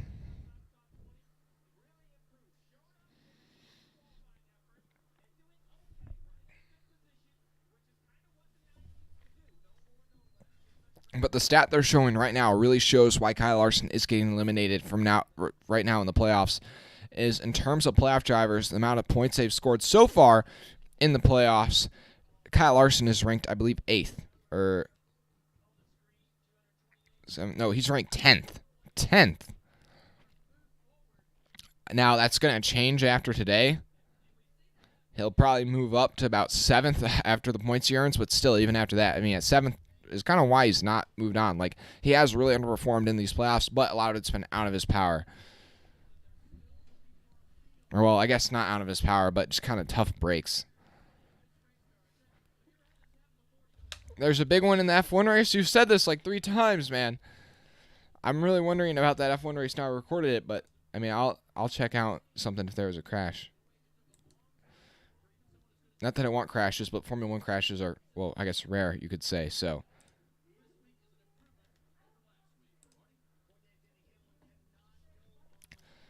Man, Hamlin just fading on this restart once again. He was making up some ground towards the end of that stage, but then once again, it just dogged down on him.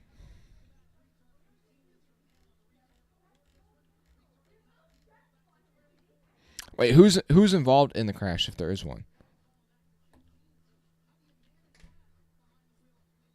Thanks everybody watching those so far.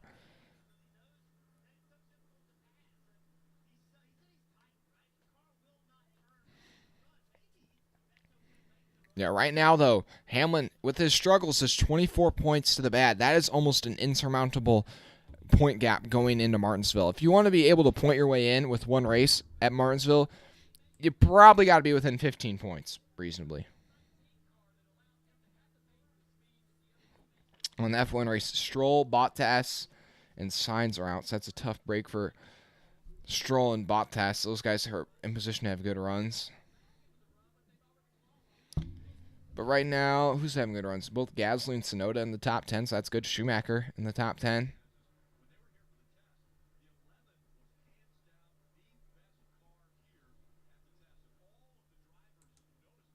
And thanks to everybody tuning in so far.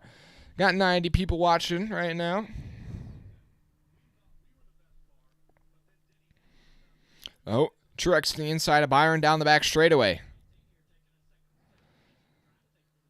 Looking to take second place away from Byron. This was the battle coming to the end of stage 1. Truex couldn't get it done then. Doesn't look like he's going to be able to get it done now. Off of turn 4, the 24's just got the momentum on the high side. Once again, though, this time on the run, it's still early in the run, so Larson obviously has the best long-run car. Short-run car, probably not as strong as maybe some of the others, but his gap is already about a second and a half over second place. But now Truex is working his way through the field in stage 1. Kind of got stuck behind Byron. Now left to see, though, can he chase down Kyle Larson? The guy looked pretty much uncatchable in stage 1. Stage 2, though, 85 laps, 20 complete, though, so far. 100 laps complete in this race. 167 to go. Tiffany, can you see the playoff leaderboard? I guess I could have it up somewhere, but it doesn't really. It's not as clear as what NASCAR has. But I might actually be able to do something. Hold on. Let me try something for you.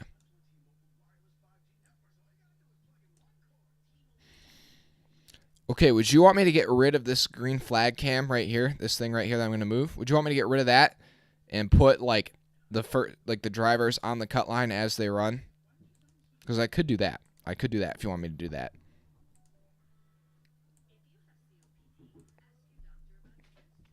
Just a thought. Or I can make the bottom half of this leaderboard on the left. I can make the bottom half that the playoff cut line. If you're interested in that. Just a thought.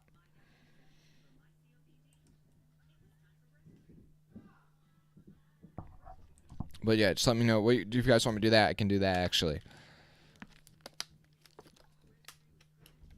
Thanks to everybody watching though so far, guys. We got 50 likes on the day, but 100 people watching, guys. Let's get that thing up. Let's get that thing up to 75 likes, guys.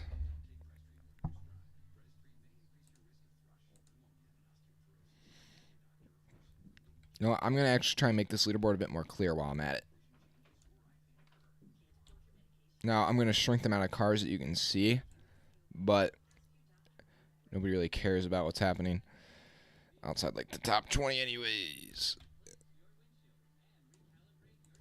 Is that a bit better in terms of leaderboard? Just testing some things out real quick since we're under commercial break.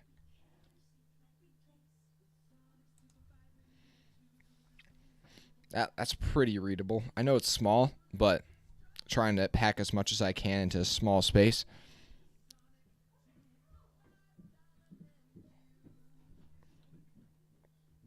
Okay, sounds good.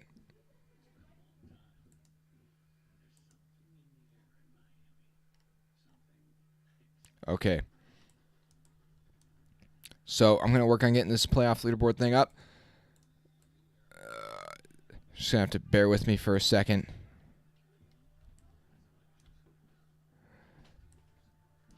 Kind of got to like change around this area really quick just to get that leaderboard up there. This thing's like not finicky, but just kind of hard to manage sometimes.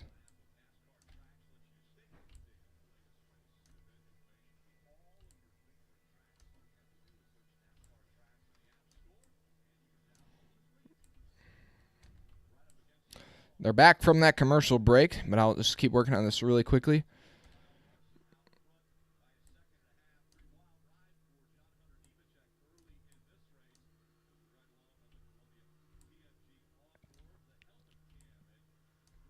Okay, I'm just having to like inch my way down the screen, I guess. Oh, wait, hold on. Oh, hold on.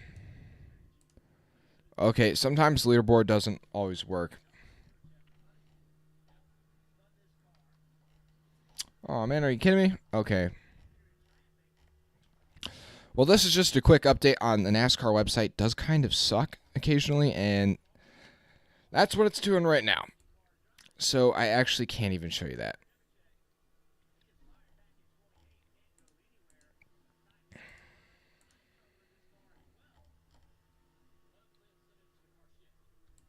So I can't show the points. I really thought usually I can, but not once the website crashes in that respect. There's nothing I can even do. Just bear with me a little longer.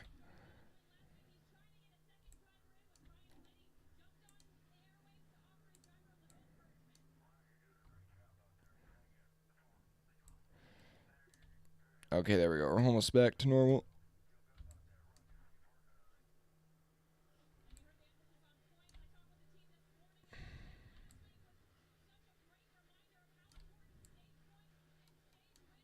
Okay, in 3, 2, 1. Should be just about back to normal. There we go, finally.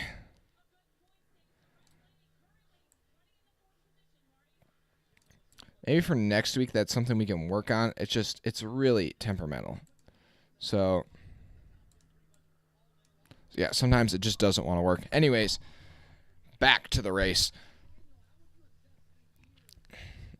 It's Larson out front, but he's not really driving away from Truex. Now, they're kind of checking out on the rest of the field, but the gap from first to second, only about a second and 2/10 right now. Then it's about 4 seconds back to Byron in third, 7 seconds back to Blaney in fourth. But these top two staying pretty close together. Truex might be the challenger for Larson today.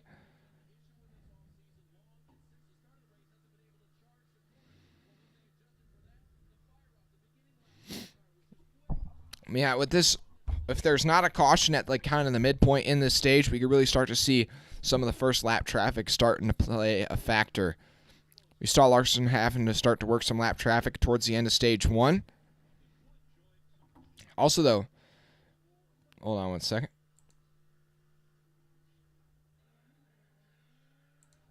Last time by, thanks to everybody watching though right now. Oh, Stroll was involved in that incident in Formula 1? Okay. Anyways, yeah, last time by, though, Larson runs a 34.37, and Truex actually ran the same exact lap time. Last time by, Larson ran a 34.35, Truex ran a 34.75, so that was about 4/10 second gap right there, so I don't know if maybe Truex had a bit of a moment, but Truex was running pretty fast lap times before that. But we're starting to get to that point in the run when Larson really started to pick up the pace. Like, Larson ran a 34.35, and everybody else ran a 35 or higher. So he was 7/10 faster than the rest of the field. Last time by, basically. Yikes. Okay, now this time by, Larson runs a 34.53, and Truex runs a 34.68. So only about a tenth slower that time than Byron, or 34.86. So it's kind of like Truex is about 2/10 off, then Byron's about 4/10 off, and then the rest of the field's like 6/10 off. Currently, though, your top 10, Larson, Truex, Byron, Blaney, Elliott, Keselowski, Chastain, Dillon, Suarez, and Allmendinger. And then Harvick in 11th, Logano 12th. Some playoff guys, though, that are struggling. Hamlin down in 14th. Bell down in 18th. And Briscoe is still down in 21st.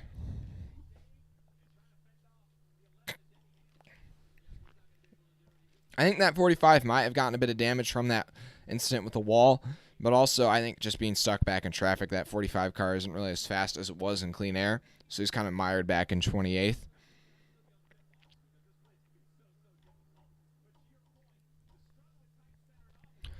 Right now, though, Reddick battling with Denny Hamlin for 13th. Him and Haley also side by side.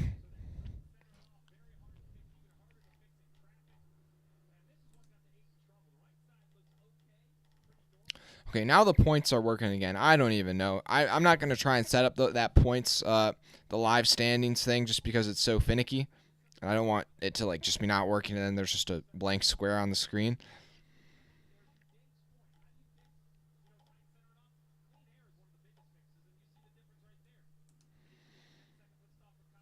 Yeah, Larson with Reddick with a slow pit stop on pit road. That cost him a lot of track position, and he just has not been able to recover since then. But since I can't show you guys the standings, I'll talk about them right now. Bell is currently 41 points to the bad, so he's going to be in a must-win next weekend at Martinsville. Briscoe is currently 30 points to the bad, so unless he has a big point swing, which he could still have since he's running down 21st, if he were to finish 8th place, that'd be a 15-point swing. So that make it a little more reasonable. Hamlin, though, running in 14th, is 14 points to the bad.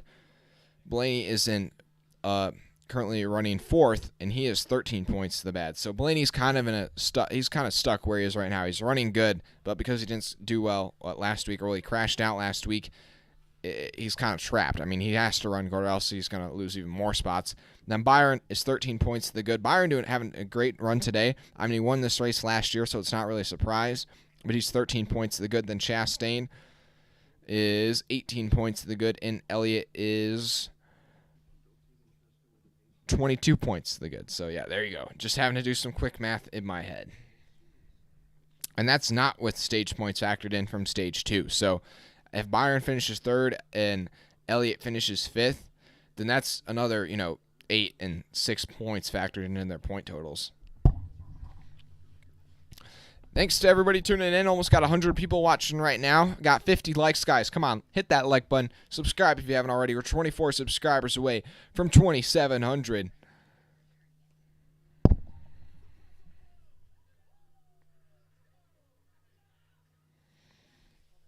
One Mile Cup Series just yelling at Briscoe to do better.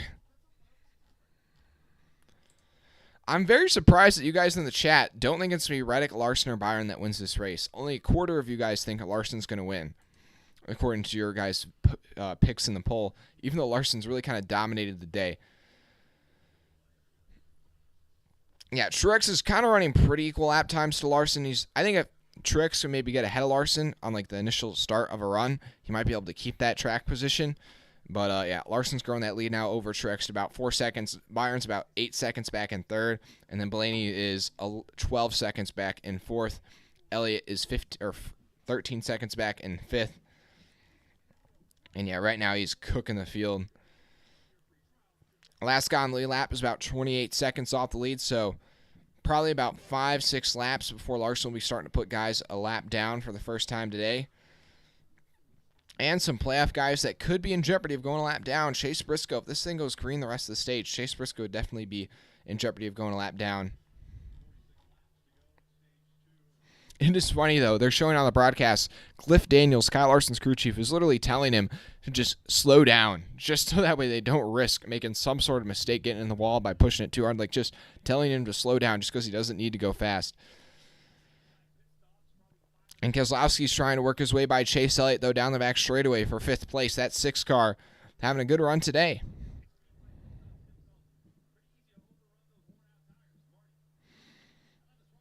Also, yeah, green flag pit stops will probably be happening in about 5 laps or so, and they'll probably be trying to split the stage in half.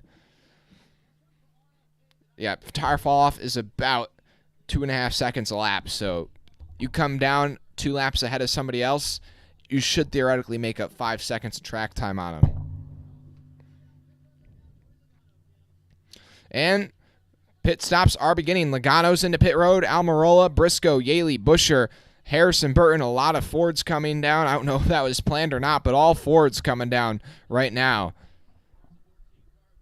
Can't make a penalty here, though, under green. You will lose 2 laps. A slow stop for the 14 on the right rear. A slow stop for the 14 on the right rear. Could not afford that. Truex is coming down to pit from 2nd place. Yeah, Briscoe with the 13.5 second stop. That's about 3 seconds slower than a normal stop. That's going to hurt him.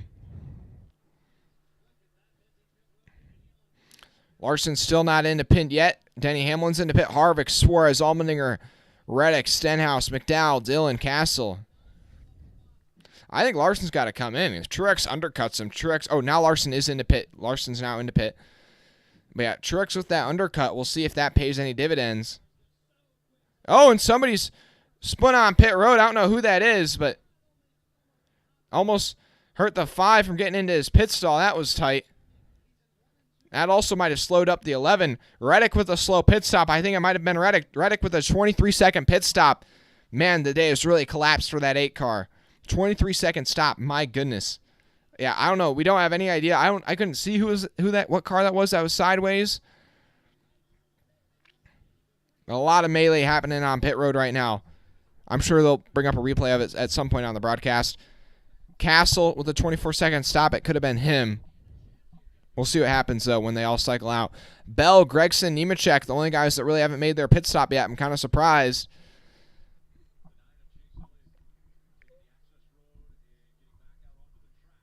Oh, Keselowski able to jump Elliott on pit road. Now Gregson's into pit. So only Nemechek and Bell still have to come to pit road. Wonder if Bell's trying to run long here and hope for a caution. I don't know. They are kind of in a must-win situation. Just kind of surprised they're pulling this strategy this early on in stage 2. Or maybe they're doing it now because they think they'll have time to recover if they, since they still have more of the race ahead of them. Just kind of surprised by this strategy call by Christopher Bell to stay out as long as they are. This is going to cost them a ton of spots on the track. Yeah, that was Landon Castle in the 11. So the 77 was trying to come in while the 11 was coming out, and the 77 just had to slam on the brakes. Oh, and then the 8 thought they had a loose wheel. The 8 thought they had a loose wheel, so they had to come back in and tighten the lugs. That's what cost the 8 a lot of track position. So we'll see where it all cycles out, though. Larson's still in the lead, though, over Truex. And even though Truex came in, I think 2 laps ahead of the 5, Larson is 6 seconds ahead of the Truex now on the track. So, wow. Oh, penalty for Noah Gragson.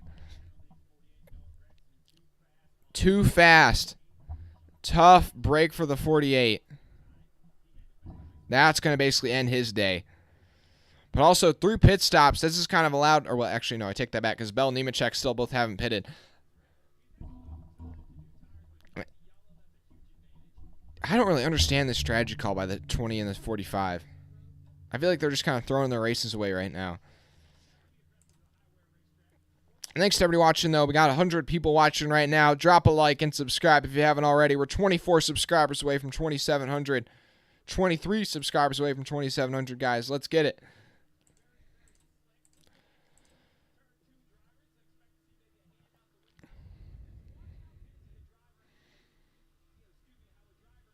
I think Bell's coming soon. Yeah, no, Bell's coming this time. Larson's got my Nemechek for second, so I think the 45 also might be coming this time. Yeah, Larson's gap over Truex is about 5 seconds now after that set of pit stops, so he actually gained time over Truex. Now, we'll see how much this affects Bell. I have to see if they go a lap down here as a result of this strategy. I think it's going to be tight for them. I'm also interested to see how many guys did Larson lap through that pit cycle. He hadn't lapped anybody yet in that run. There were 30 cars still on the lead lap. We'll see, though, once this all cycles out here real quickly.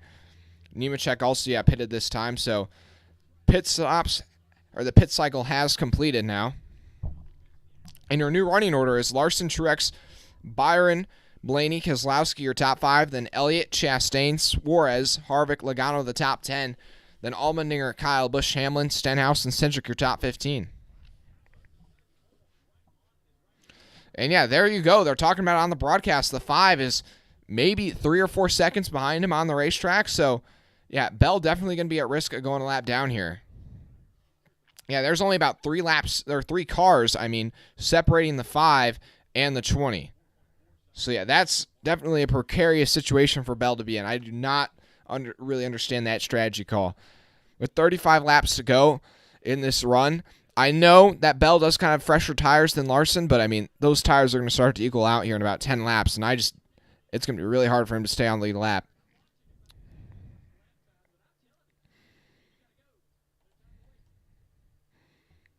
Yeah, right now Larson ran a 33.99 on the last lap, and Bell with the fresher tires ran a 33.6, so about 0.3 faster, but I still don't know how much of a difference that's going to make. And Larson is lapped up to 25th. Ty Gibbs, the first car, 1 lap down now.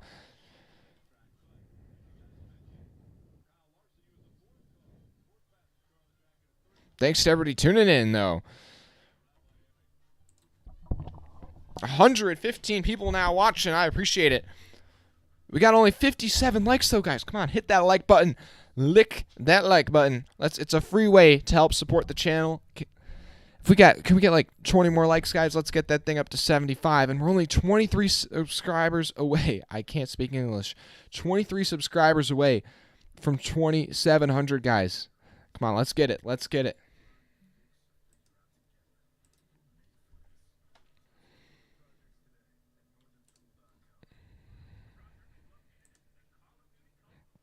Yeah, thanks to everybody tuning in. Up over 1,000 views on the day. Doing pretty well. Yeah, Kenneth, I don't know. Maybe we can get to 2,700 by the end of the stage. 2,700 subscribers by the end of the stage. Maybe. We'll see.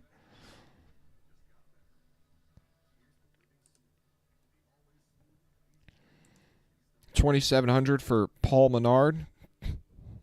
Let's get it for Paul, the most emotionless man to ever run a NASCAR. The man who never smiled. At least they say.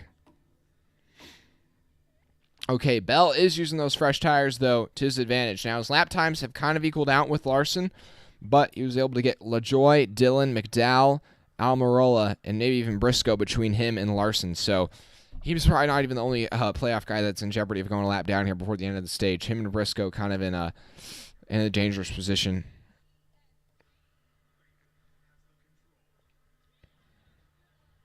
And Noah Gragson is going to be fighting to stay from going 2 laps down. That's going to be the thing. After that penalty, he did lose 1 lap, but now he's just got to hope he doesn't lose 2, because if he loses 2, then, yeah, he's pretty much officially out of contention. Now, we just got to the halfway point in this race. So 133 laps to go. And Kyle Larson continues to dominate. A 6-second lead now over Truex, a 10-second lead over 3rd, and a 15-second lead over 4th, and a 20-second lead over 10th. My goodness. And this is only like a 45-lap run. Oh, Justin Haley. Tough break for that team.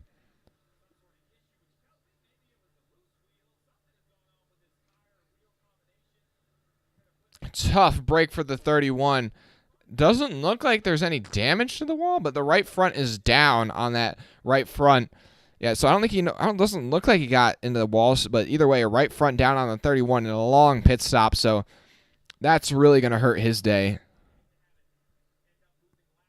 And he's already lost, I think, 3 laps, so that's going to be a really tough break for that 31 team. They are probably going to finish top 15, maybe even top 10. 3 laps down, though. Yeah, now down back in 35th. Tough break for that team. Now Kyle Larson, they're trying to put Corey LaJoy lap down. Corey LaJoy running 23rd, having a solid run.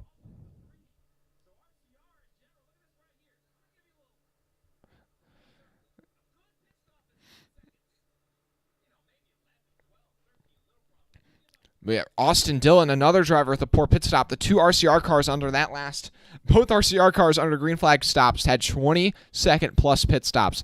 You cannot afford that. You cannot afford that. I mean, it's basically taking both of their cars almost down in contention. Reddick is going to be a lap down now. And Austin Dillon in that 3 car is probably going to finish a lap down as well in this stage. He's only a couple cars ahead of the leader.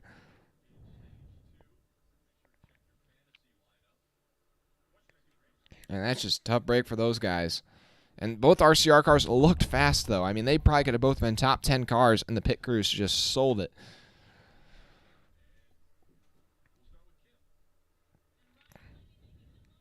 But Larson and Truex I think Truex is pretty much equal, if not better, than Larson on the short run. And I'd say same with Byron.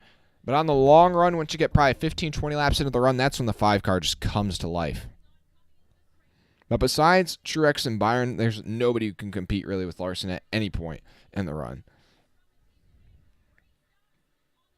And Corey LaJoie's now gone a lap down, so the next car for Larson is McDowell, then Almirola, then Dillon, and then it's Briscoe. And Bell has made the most of those fresh tires. He's scampered all the way up to 17th, so he should be pretty safe from going a lap down here. But Chase Briscoe is going to hope we get a caution here soon, or else he's going to be pretty much pinned a lap down.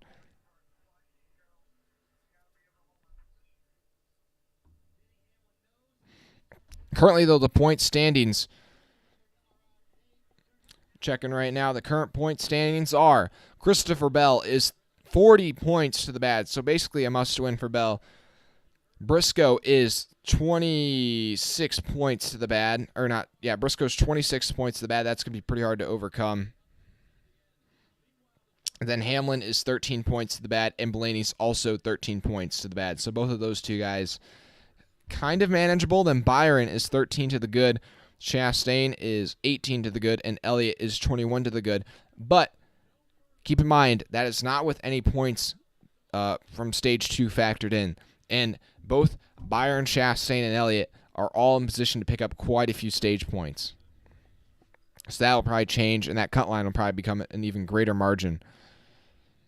And speaking of Chastain and Elliott, though, Chastain is caught up to Elliott on the racetrack. Elliott running in 6th place. Chastain running in 7th. Not too far behind these guys is the other Trackhouse car, Daniel Suarez.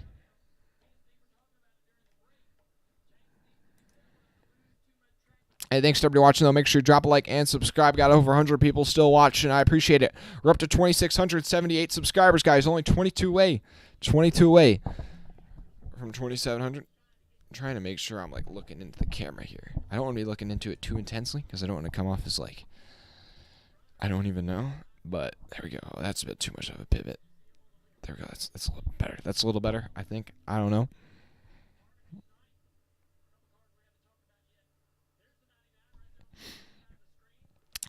Daniel Miley, where's the penalty for the 11? He drove through so many stalls. I don't think they're going to penalize him because the 77 was there. I think he kind of got pinned into those going through those extra stalls, so I feel like there's probably like an exception to the rule.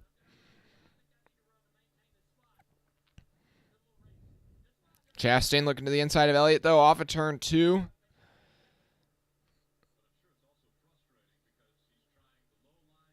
Yeah, Chastain can just not find a way by the 9, though, right now.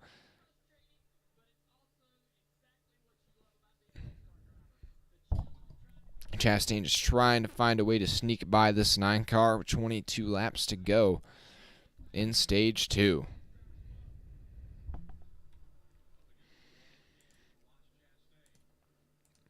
But yeah, so it looks like Bell should be safe from going a lap down here in this stage. But Chase Briscoe most certainly is not.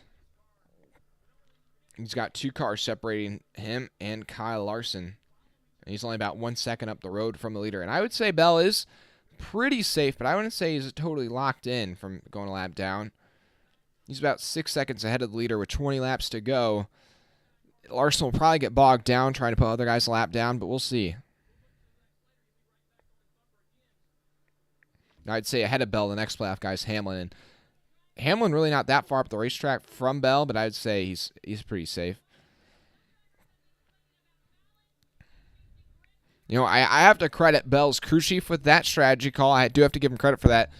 Now, I know they obviously aren't going to get stage points now, but I don't think they are even going to get stage points before the strategy call. They gave up as much track position as they could afford.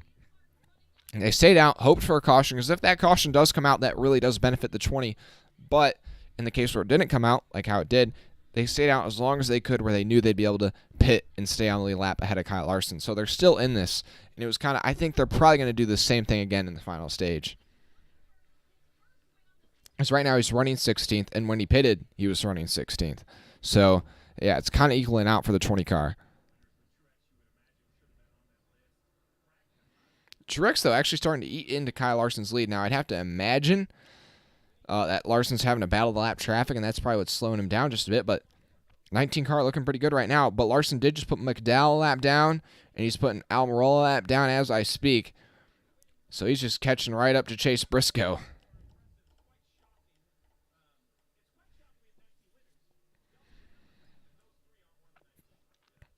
They just showed a stat that's very interesting now. There's 3 guys that have won a race at least once over the last 6 seasons, or if not longer, and yet none of them have won a race this year. Oh, Briscoe might have tagged the outside wall just a bit. Coming off turn 4 not too long ago. Just a love tap, that's okay. But as we say that, Larson's looking to the inside of the 14.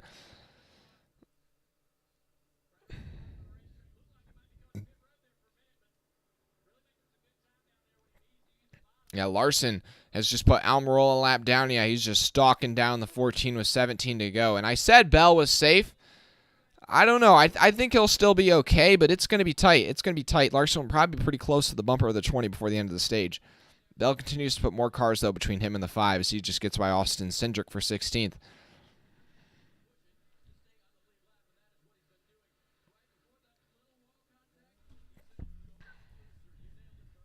Yeah, the 14 just has lost the handle on that car, and frankly, just doesn't have the speed. But then again, nobody really has the speed of the 5 right now. But Larson's right in his tail tracks as they go into turn 1. Larson's going to go low. Briscoe will go high.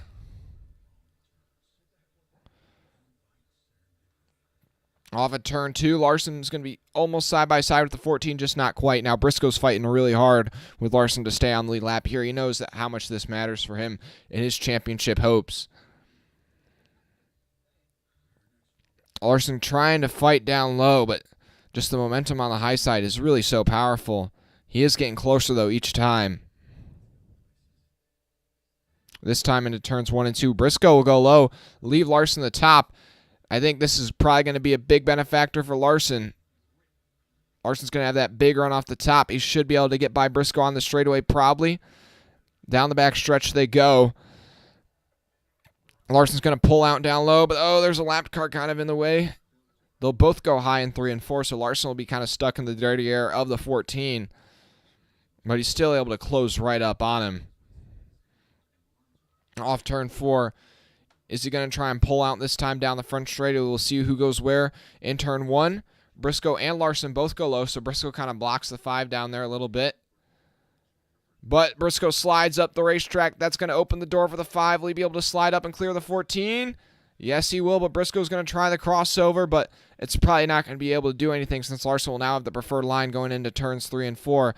And yeah, that's it for Briscoe. Now he's a lap down with 14 to go in the stage. He's just got to hope Larson can't catch the next guy ahead of him, which is Harrison Burton at only about 2 seconds up the racetrack. So, yeah, I think this is going to be a tough one for Briscoe to overcome.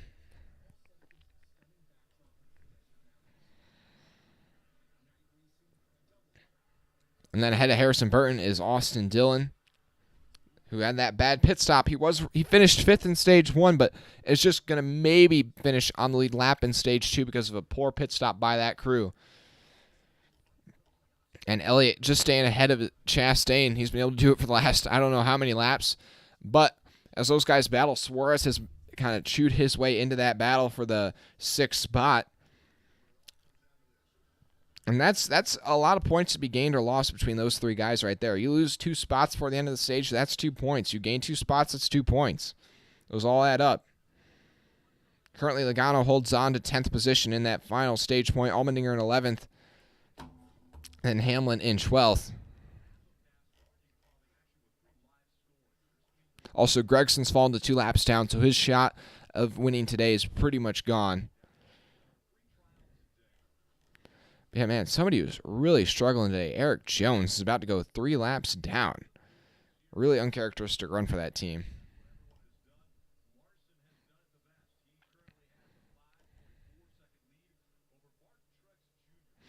Yeah, now Larson is on the bumper of Harrison Burton with 11 to go on the stage. I don't see any way he doesn't put Burton a lap down and kind of keep Briscoe stuck a lap down.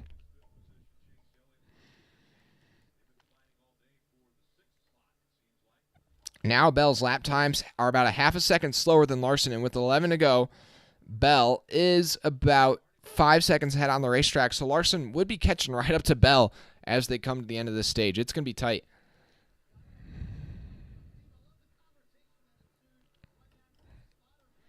Keselowski catching up to Ryan Blaney. The battle for 4th place might be eaten up here soon.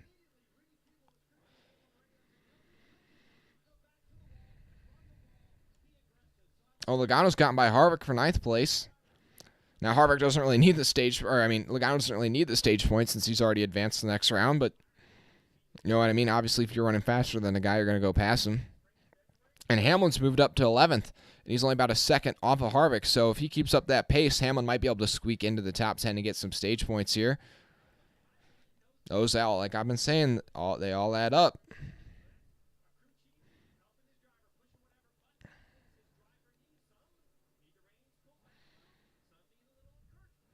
And now Larson trying to find a way by Harrison Burton and Chris Buescher.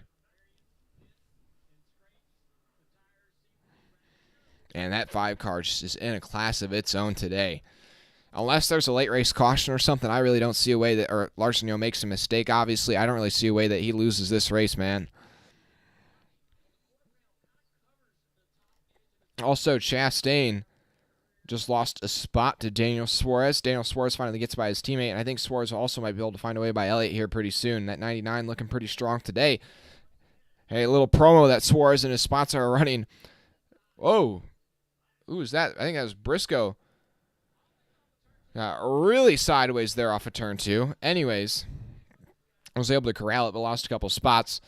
Anyways, Suarez's sponsor, Princess Cruises, a cruise ship company, is giving away 99 free cruises if Suarez wins this race. So, as much as I want Larson to win, maybe I want a free cruise. Who knows? Hey, got 126 people watching right now. I appreciate it. Drop a like if you haven't already. Let's get to 100 likes, baby. Also, let's get to 2,700 subscribers, man. We're only 20 away, man. Come on. Come on. Larson out to put Chris Buescher a lap down off of turn 4. Harrison Burton's gotten by Chris Buescher, so now Chris Buescher in the clutches of the 5 as they come towards the line. The 5, maybe half a car length behind the 17 as they go into turn 1. I think the thing that's so scary about the 5 is, he's running his fastest laps up against the fence. Obviously, that's the fastest line around this racetrack. But he's able to fly by guys using the inside line as well. He can negotiate both lanes of the racetrack and have good speed. And also, with 6 to go on the stage, Christopher Bell will be safe of going a lap down, unless something catastrophic were to happen. And then I think the only car that Larson's going to catch is Harrison Burton, who's right in front of him. Then Austin Dillon's about 3 seconds up the road. I don't really see the 5 catching the 3, most likely. And thanks to everybody watching. The man C-Night. Yeah, 69th. I see what you're doing there. I see what you're doing there.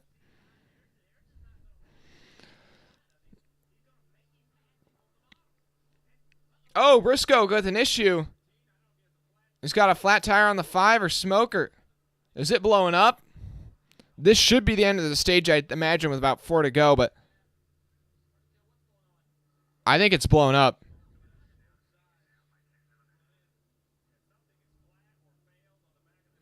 I think the 14 is done. That thing is very broken. Smoke coming out the back of the 14. It looks like the Goodyear's been rubbed off the left rear. We haven't seen the right side yet. I don't know if he's made contact with the outside wall. The car is like 2 inches up in the air.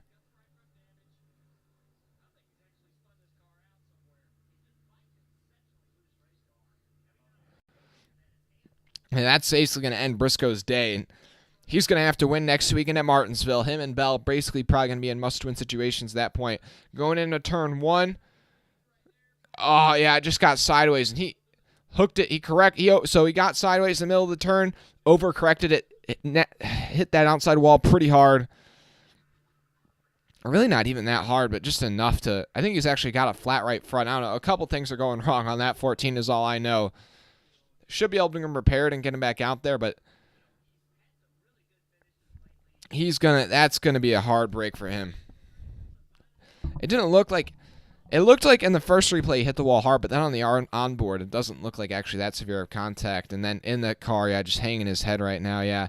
I mean, they were struggling all day so far regardless, but this is just insult to injury right there, man. Also, Harrison Burton did not go a lap down, so Chris Buescher will be the free pass. I'll put 19 cars on the lap, and he's taking it to the garage, so he is done for the day. Chase Briscoe out of this race.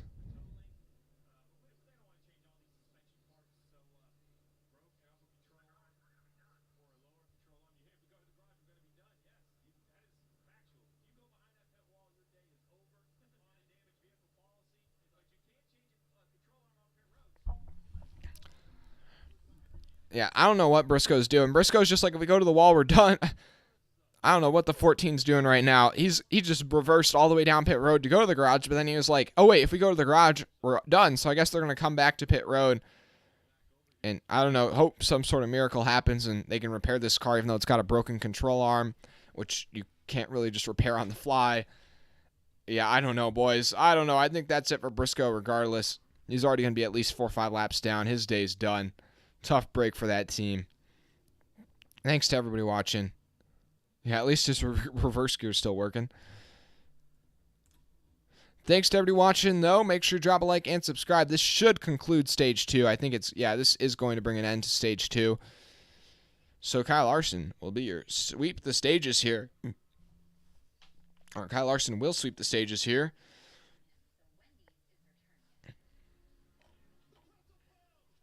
Hey, and you know what? Even though he's out of the driver's standings, this is helping him in the owner's standings. So he's still in the owner's championship, and if he were to win, that would lock them into the owner's championship in Phoenix. So Larson still has a shot at winning a sort of championship.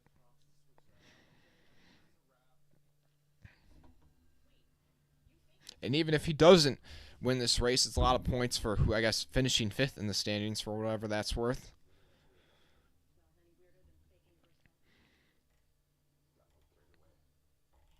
But yeah, everybody had always talked about if Kyle Larson could be in the playoffs at Homestead, what would happen. And I think right now he's showing him pure domination. Like, my goodness. I think a lot of people thought Reddick, and I think a lot of people still thought Larson, but, man. I mean, he has just dominated today. Thanks to everybody watching, though. Keep hitting that like button and keep subscribing. You know the drill. 19 away from 2,700.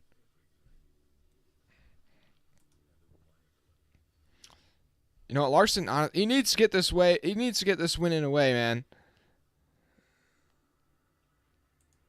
He needs to kind of switch around the mentality on that team that's currently in place.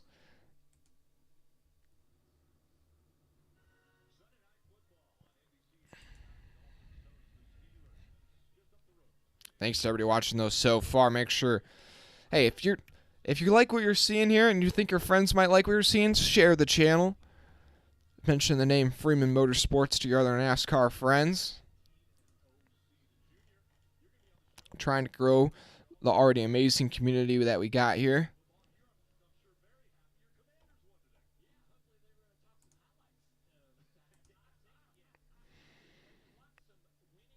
Thanks to everybody watching those so far, guys.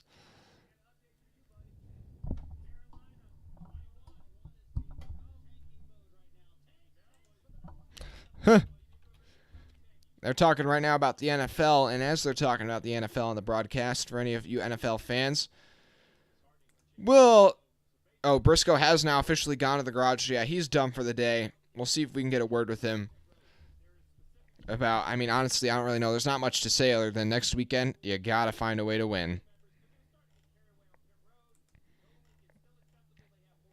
But yeah, your scores update. You have the Panthers beating the Buccaneers in almost a shutout, 21-3. I don't know how they pulled off that, but I don't know what's happened to the Buccaneers.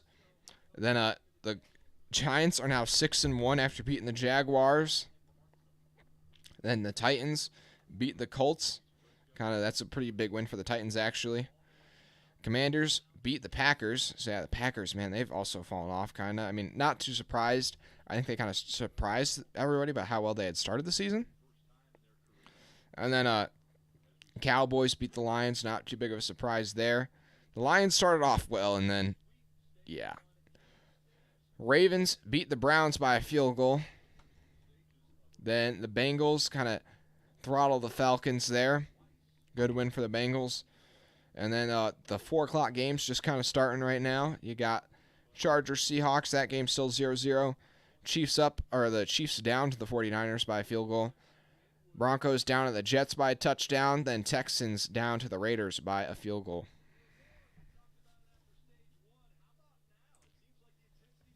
Thanks to everybody watching, guys. I'll be back in just a moment.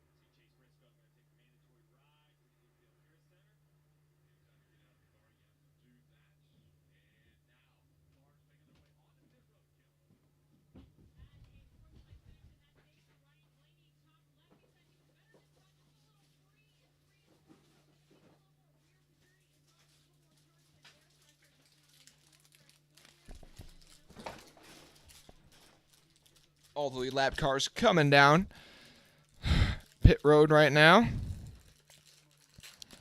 Bit of a slow stop, or actually no, quick stop on the 5 there. And Larson will easily win the race off of pit road once again. But then in second place is going to be Byron or Truex. Looks like Truex might hold on to it. Yes, he will. Then Byron, Blaney, Elliott, Suarez, and Hamlin all picking up spots. Keselowski loses 3 there. Harvick and Kyle Busch also pick up spots.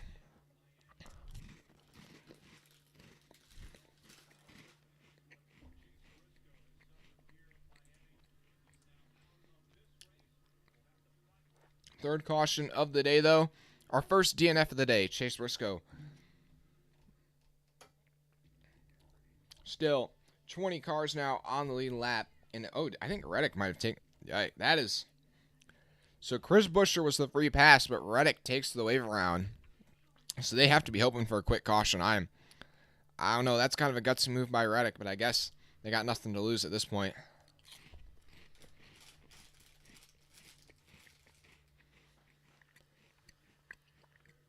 I think Noah Gragson also took the wave around, so now Gregson's just 1 lap down, and Reddick's back on the lead lap, but both of those guys are going to need a quick caution.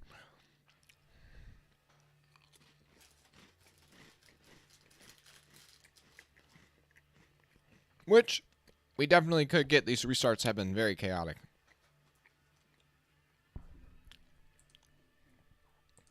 I'm going to actually change up the poll, though, a little bit. Who wins? Who wins at Miami? I feel like there's only 3 drivers we can even put in this poll. Larson, Truex, and Byron. And then we'll just put surprise option.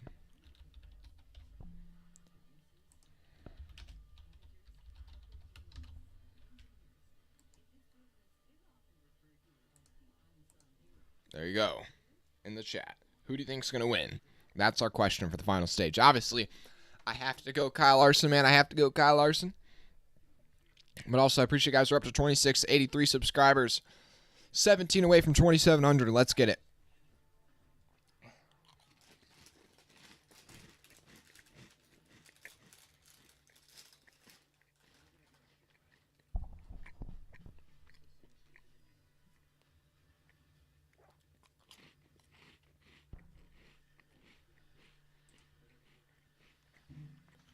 Just gotta get a quick snack here, man. Getting ready for that final stage. Oh my gosh, I saw a red car pulling off the track and I thought it was Larson for a second, but it was just one of the lap cars coming into pit.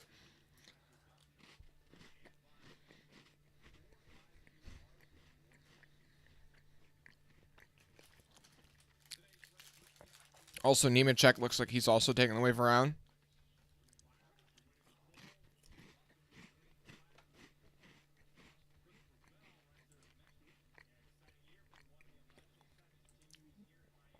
Thanks to everybody watching those so far. This final stage is 102 laps.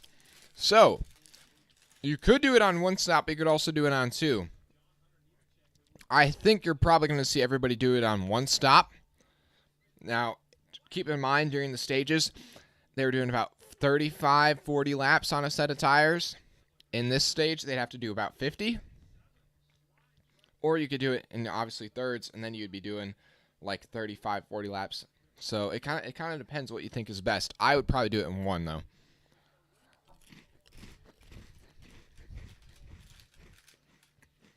But cautions can change everything. If we get a caution 20 laps into a run, then everybody's pitting. But also, yeah, update on the point standings. Briscoe's 49 to the bad, Bell 40 to the bad, Hamlin 10 to the bad, Blaney 10 to the bad, Chastain 10 to the good, Byron 14 to the good, Elliott 20 to the good. So Elliott, Byron, Chastain, Blaney, Hamlin are all still very tight together. The Bell and Briscoe in must-wins, and then Logano's already locked in.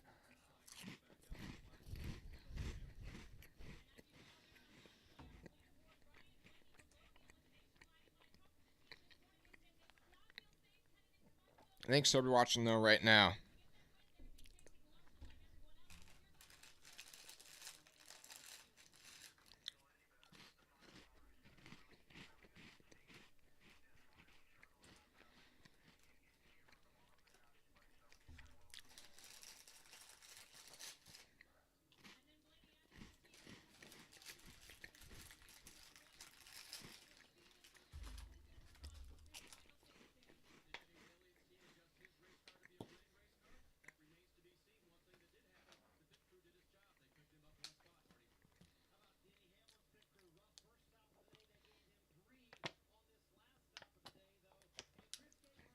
Okay, so we're going to get restarted here with 97 to go.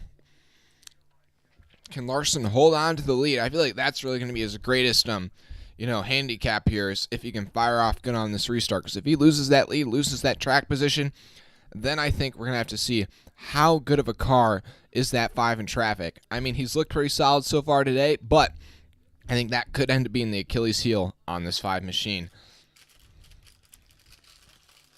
But as they come off of turn 4, it'll be Larson on the outside, Truex on the inside, then Byron on the outside of row 2, Blaney on the inside of row 2.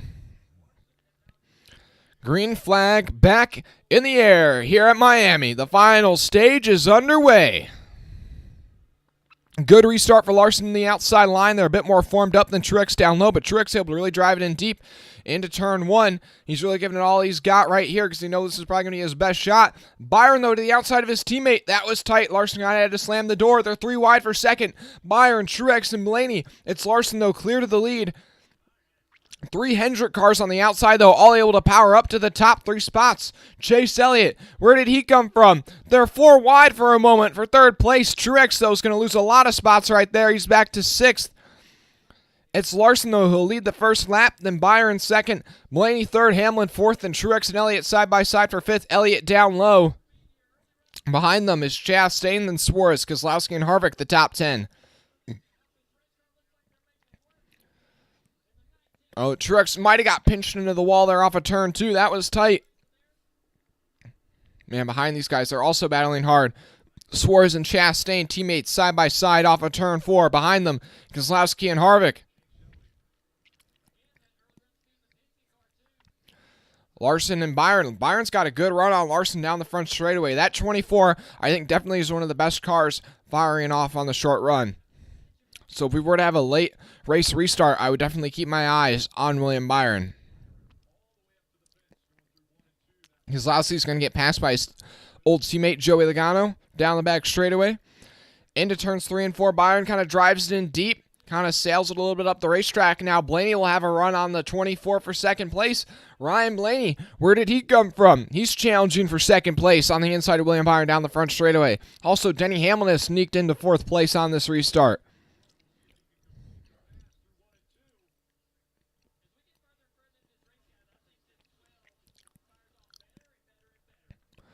Truex looked at crossing over the 11 there. He wasn't able to do it. 11 now up against the wall. The 19 a little bit down low. Can't get by his teammate, though. Hamlin will hold on to 4th. Behind him, though, Elliott has kind of lost a couple spots on this restart. And now Suarez has gotten by his teammate Chastain back to 8th.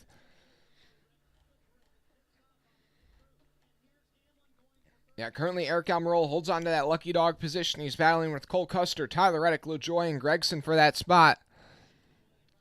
And now Hamlin looking to the inside of William Byron for 3rd place. Into turn 3, the 11 car is going to be able to complete that pass on Byron, just able to drive it in on the inside and slide up the racetrack. Truex also kind of gotten a run on the 24. Looks like the 24, all of a sudden, yeah, it's like just kind of slowed down just a bit. The 24 and just now under attack from the 19, and now his teammate Chase Elliott looking to maybe get by. Yeah, Truex is by, and now Elliott's looking to get by him off of turn 2. Yeah, the 24 just almost, does he have an issue maybe? Yeah, I don't know. Just either way, Byron losing a couple spots here, and about the span of 1 lap, he's dropped from 3rd place to 5th. But Larson and Blaney are your top 2 now, and you kind of got some new players at the front. Hamlin and Blaney have entered the picture. And it looks like Byron's going to be able to regroup as he's able to stay ahead of Elliott for now. So maybe just Byron got stuck out there for a couple laps. He has had to get used to the car. Maybe a new adjustment that was put in. I don't know, but now he's regrouping.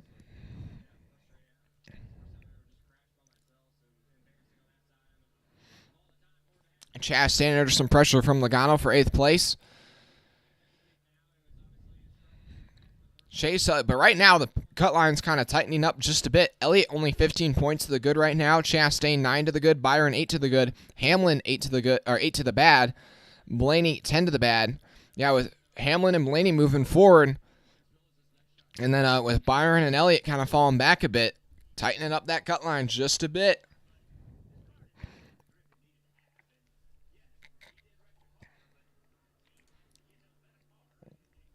Yeah, right now I just don't see how Larson can lose this race unless they absolutely throw it away, which they very well could do. That's just that type of year. Man, we are seeing some great racing today. You can just use so many different lines around this racetrack. But Truex, Byron, Elliott, Suarez, Logano all running about nose to tail as they go into turn 1.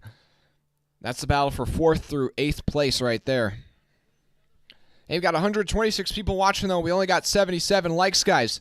Hit that like button. Also, we're up to 2,684 subscribers. I appreciate it.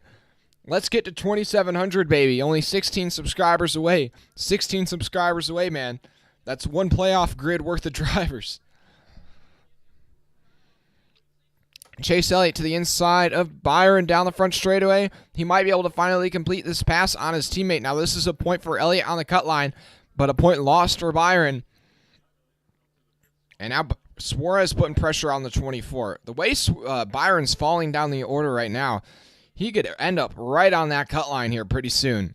He's 7 points to the good right now, but he was 11 to the good when this run started.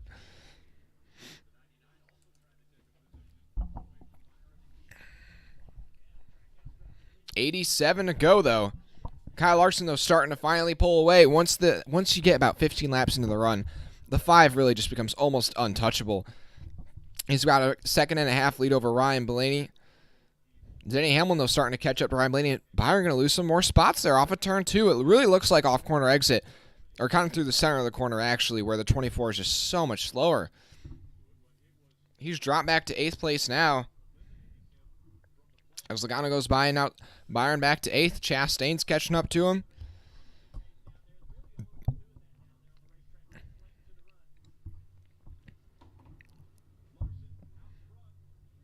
Thanks to everybody watching right now. Oh, Hamlin with an issue. 11 with an issue.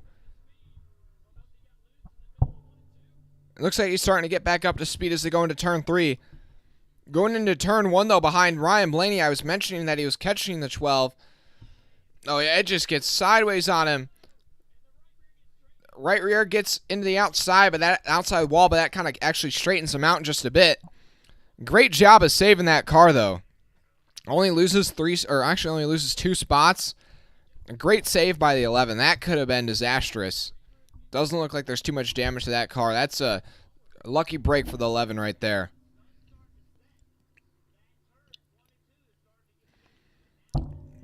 Yeah, they're talking about this on the broadcast. The day's going on. The sun's starting to set. And now the sun's blaring into these guys' eyes as they go into turn 1. But also, the track's starting to change just a bit. There's more shade on the racetrack. The grip level's changing. Currently, though, your top 10, Larson, Blaney, Truex, Elliott, Hamlin, Suarez, Logano, Byron, Chastain, and Harvick.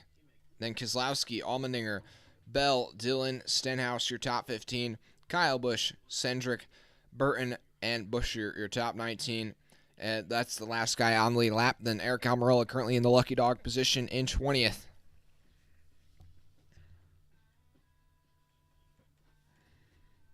Only one car out of this race, and that is Chase Briscoe. And his streak of career top 10s in a row, or his streak of top 10, or consecutive top 10s, there we go, finally got the terminology. His streak of consecutive top 10s will come to an end here today. And I would also probably add to that his underdog run probably comes to an end here today. But it was quite a valiant effort out of that team. Hey, we're up to 2,686 subscribers, guys. Only 14 away. 14 away. Now we're only 13 away. 13 subscribers away. 2,687, guys. Hit that subscribe button. 13 away from 2,700. 135 people watching. I appreciate it. Also, let's get to 100 likes, baby. Come on. Come on.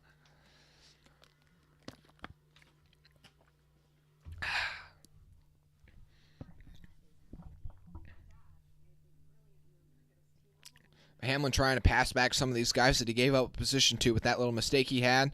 Trying to catch up to Chase Elliott for 4th place.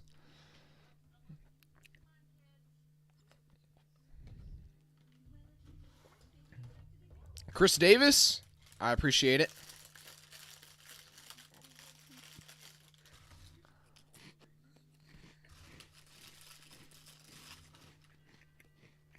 Gaming with Waters, also rooting for the 5. Harvick's got a run on Byron down the back straightaway. He's up to the inside of the 24. That is, I believe, 10th place. And yeah, at this point, I'm going to look at the standings. I think Byron's going to be almost on the cut line. And now Byron is only 5 points to the good over Ryan Blaney and Denny Hamlin. So, and at the rate he's falling, I think he'll easily fall below the cut line here pretty soon.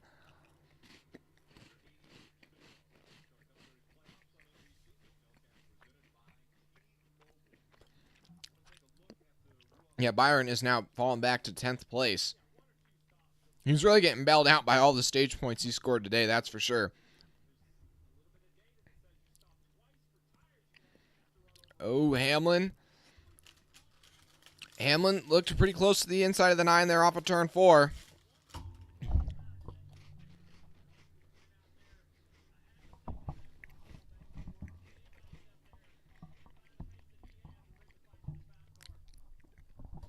But now Larson's gapped the field once again.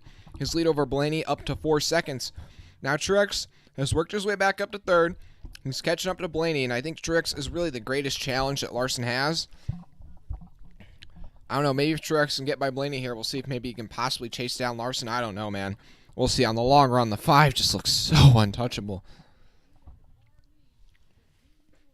It really just depends, though, too. I mean, does the 5 get caught out and maybe actually snag the wall for the first time today? That could really hurt. I mean, yeah, if 5 falls out of this race, then it's like, now who's the winner then? Because now Blaney has moved up to 2nd, but the 19's really starting to reel in the 12. The 12 is kind of fired off pretty good throughout the majority of the day, but the long-run car is just not as good as some of these other guys. And yeah, you can just see it. Truex is catching right up to the 12 off that corner. Elliott, though, in 4th. Hamlin in 5th. Kind of stuck behind the 9. Then Logano 6th. Suarez 7th. Chastain 8th. Harvick 9th. And Byron 10th. But Allmendinger starting to reel in that 24 car. Bell back in 13th.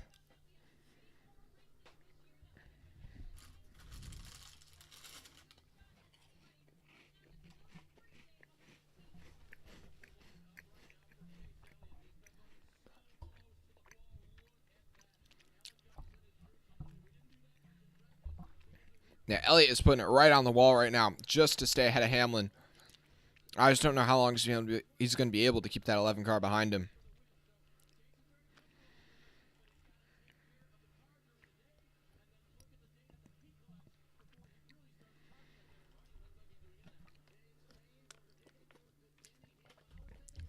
Larson, though, already has a 5-second lead over Ryan Blaney. And then in 10th place, William Byron 12 seconds behind. In 15th, Kyle Busch 15 seconds behind. Man. Yeah, with Logano up to 6th place, you can see the 11 and the 9 just up the road. Now, obviously, the 22's already won, though, so, like, I don't know. I wonder in the mind of Joey Logano, like, how hard are you pushing right now? Now, obviously, I know you still want to win. I mean, crashing out doesn't mean anything to you at the same time. But, like, I mean, you're racing around a lot of these guys that are really fighting for it a lot more than you are. Are you willing to really kind of put yourself in a situation to, you know, I don't know. I guess there isn't really anything to lose or to gain for the 22 since he's already locked himself into the next round. I guess I'm just wondering, how competitively do you race these guys that are in the playoffs still?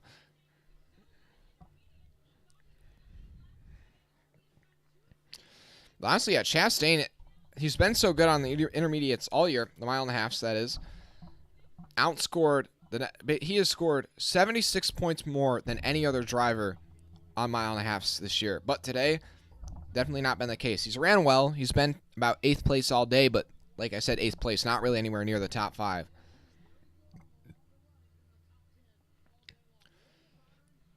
AJ Allmendinger, though, has caught up to the bumper of that 24 car. Man, I can't believe it. So many people were thinking Noah Gragson today, including myself. I was like, man, I'm probably going to put down like $5 on Noah Gragson, you know, $5 on Noah Gragson. You know what I mean? 30-1 odds. I like that, but I am very glad I did not.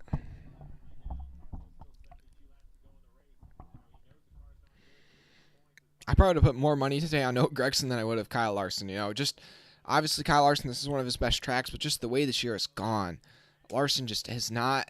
It just hasn't gone right. It just feels like that's how it's been.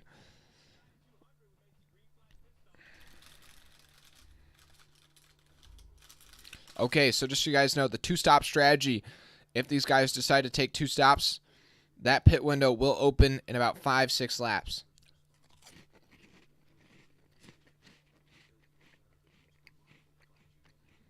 But now under commercial break once again.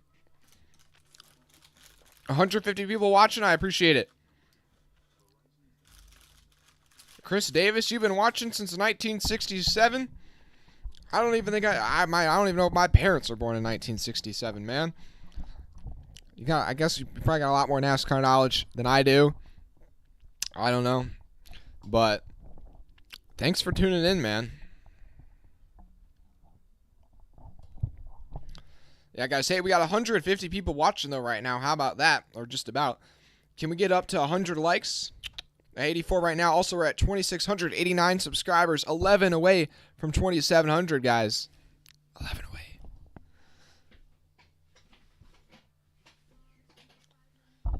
I'm boosting myself up here just a bit. Oh, I went down. There we go. There we go. I feel like this is a little bit better in the camera shot.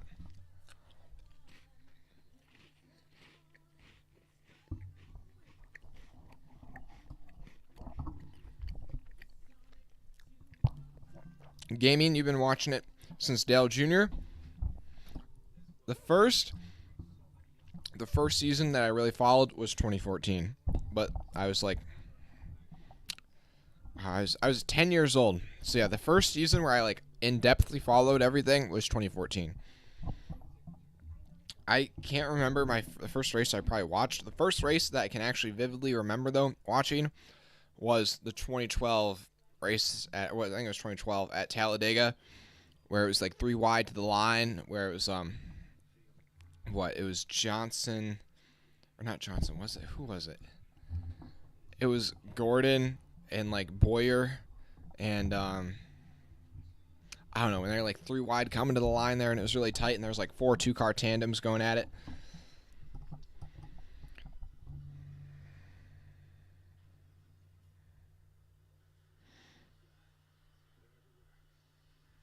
Whoa, ball, chill.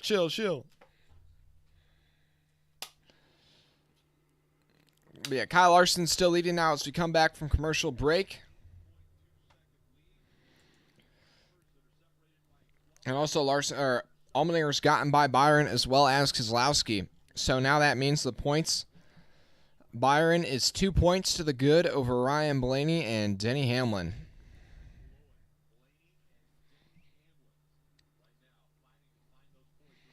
And I think Byron's going to free fall some more. I think and Austin Dillon's right on his bumper. Yeah, I think Byron could end up exiting this race below the cut line if this thing goes green all the way through the final stage.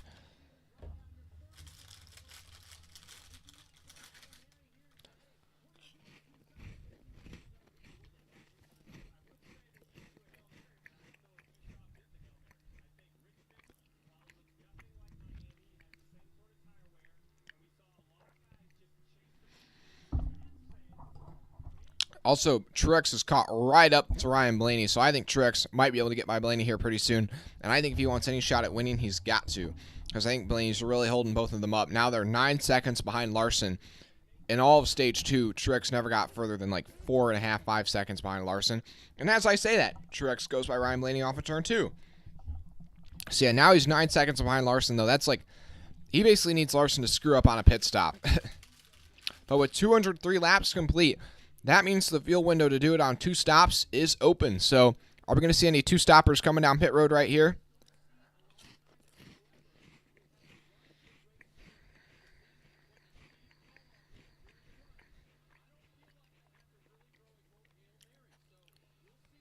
But these pit stops are going to be huge. You cannot afford to make a mistake on pit road like we saw so many drivers do in Stage 2. Especially with the points still being so tight. It's 35 cars still in this race. Like, there's still a lot of points to be gained or lost.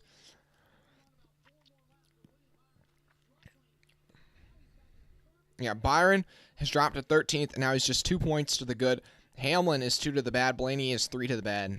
Then Chastain is 12 to the good. Elliott is 19 to the good. I think if Elliott is 19 points to the good going into Martinsville, he's basically just got to make sure he doesn't crash out, and he'll be okay.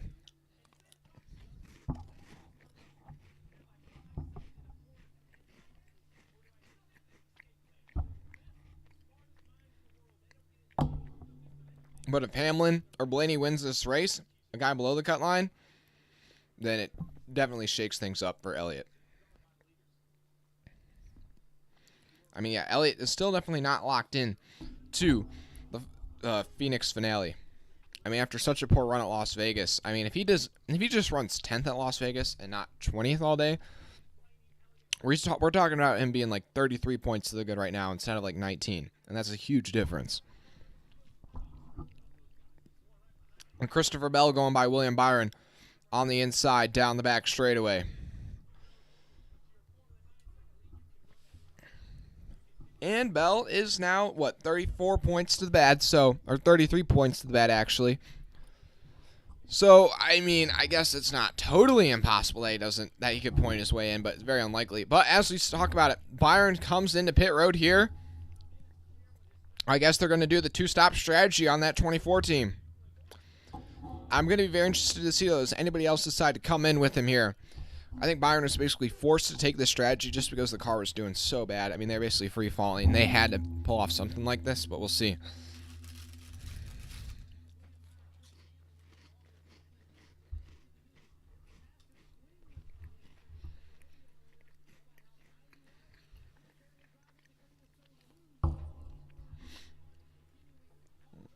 And it does not look like anybody else is going to go with them. Oh!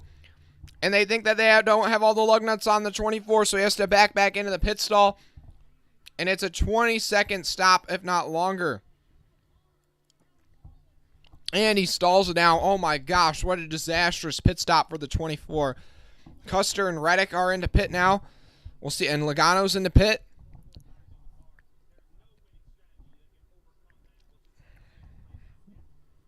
Yeah, we're just going to have to see. Wait, with how many laps are left? 60 laps left? I don't know. Yeah, I think these guys are doing the two-stop window. Slow stop for Logano. Logano with a bad stop now. This is going to be like a 16-second stop.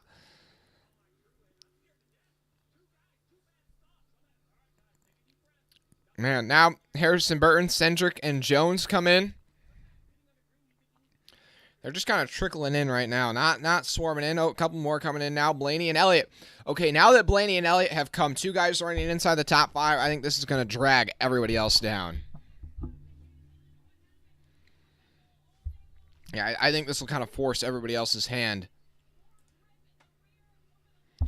Thanks for everybody watching, though, right now. Hey, we got 140 people watching. We're only 11 subscribers away from 2,700, guys. Hit that subscribe button.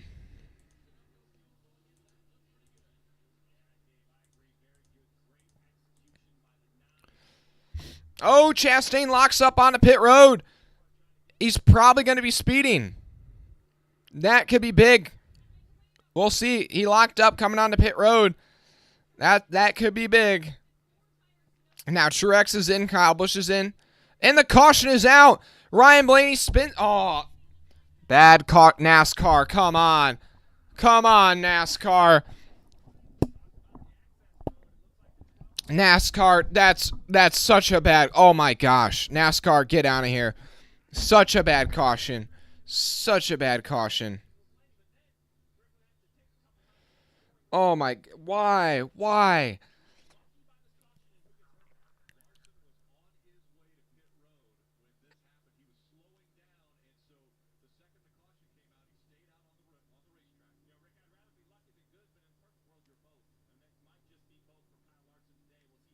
Oh my gosh. Oh my. The 12 spins. Okay, here's why it's bad. 12 spins coming off a pit road. Like, in the way Homestead is set up, there's an access road. It doesn't like merge back up onto the racetrack. Like there's like, you know, maybe a 30-yard grass like barrier in between the racetrack and then this access road where the guys will run down, you know, through turns 1 and 2, and then they'll merge up on the back straightaway. Anyways, Ryan Blaney spins it in the, you know, on the access road. There's nobody even near him. Like, he spins not up onto the racetrack. He just spins out in the grass down there. Now, I can understand, I guess, why, but, like, I don't know. I guess we'll have to see a replay. But I just feel like he's nowhere near the racing line. Like,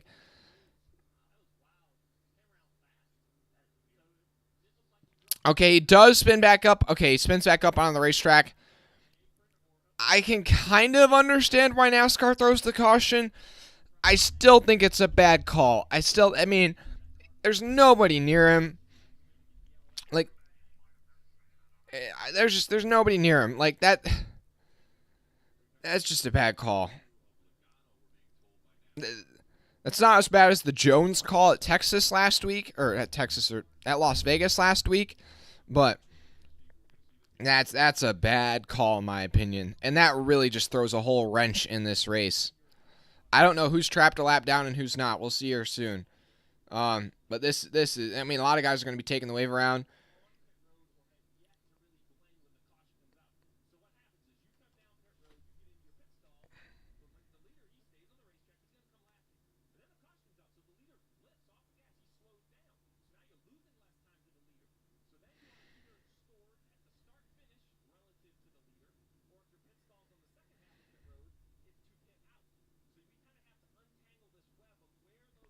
You know, now they're trying to figure out the running order because basically you had all these guys on pit road. The leader slowed down going down the front straightaway because he thought he was going to pit, but the caution comes out, so he stays out. Like, it just kind of messes up this entire running order. Now they're going to have to try and figure it out.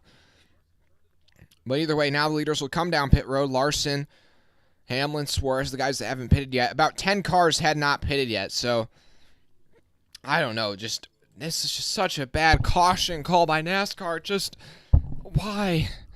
This is the only thing that I get frustrated with watching NASCAR. Is like, when I watch other motorsports series, I rarely find myself questioning, why did you do this? Like, why? But with NASCAR, it feels like once or twice a weekend. Yeah. I love balls abbreviation for NASCAR. NASCAR. You know what it means? NASCAR. Not another stupid caution again.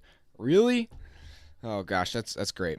Hey, but guys, we're up to 2,691 subscribers. We're 9 subscribers away from 2,700. Only 9 away. You guys know what to do. Also, we're up to 93 likes. Only 7 likes away from 100 likes. Man, this is just... I hope this all kind of works out and doesn't get too chaotic. But the running order, a lot of guys are going to take the wave around now because they just pitted, so they don't need to pit now. So they'll take the wave around, get back on the lead lap. We'll see where it all cycles out, though.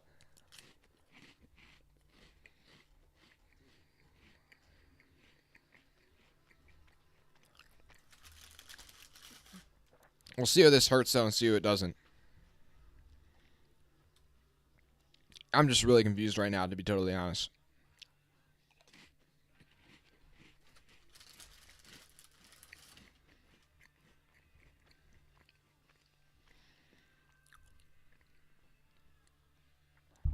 Also, something that I think NASCAR could think about doing. Actually, no, I'm not even going to say that. I was going to say NASCAR could think about doing time penalties. So I was just starting to think, like, when you're speeding on pit road under green and you have to come back through for a pass-through penalty, it's like, oh my gosh, you lose like 2 laps, or not, maybe you lose like a lap, and it's like that kills your race, kind of. But if you have a pit road, or if you're speeding on pit road under a caution, you just go to the tail of the field. You don't lose that lap. So I was like, maybe if you spit on pit road, they just made it like a 15-second time penalty, or I don't know, 10-second penalty. 10-second time penalty, whatever they want to say. But the thing is like in races where you have a late race restart, like then it's like, oh, you're just gonna. It doesn't matter if you could finish second place, but if it's like Talladega, if you're got a 5-second time penalty, you're gonna finish last. So I don't know. That was just a random thought.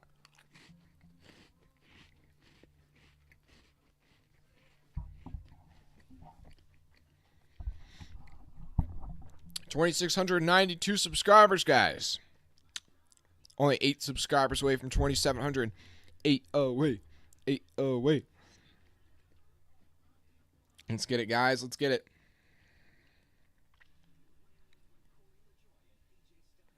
Ball. I honestly don't know when they had probably thought of speed limits. I mean, I'd have to imagine like 70s-ish. I don't know, like, or maybe probably 1960. I don't know.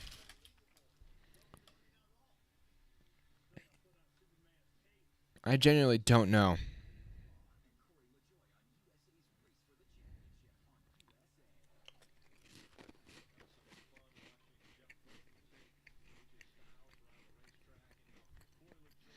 Well, I don't know about that caution call on NASCAR, but what I do know is that you should subscribe. I can't even say it. You should subscribe. And this is going to be a crazy finish, most likely.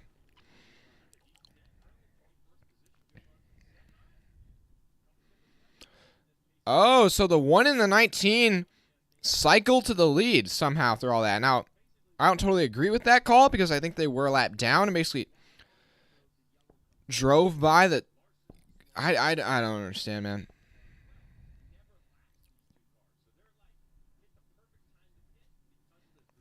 Okay, so the 1 and the 19 are on lap. We're not a lap down.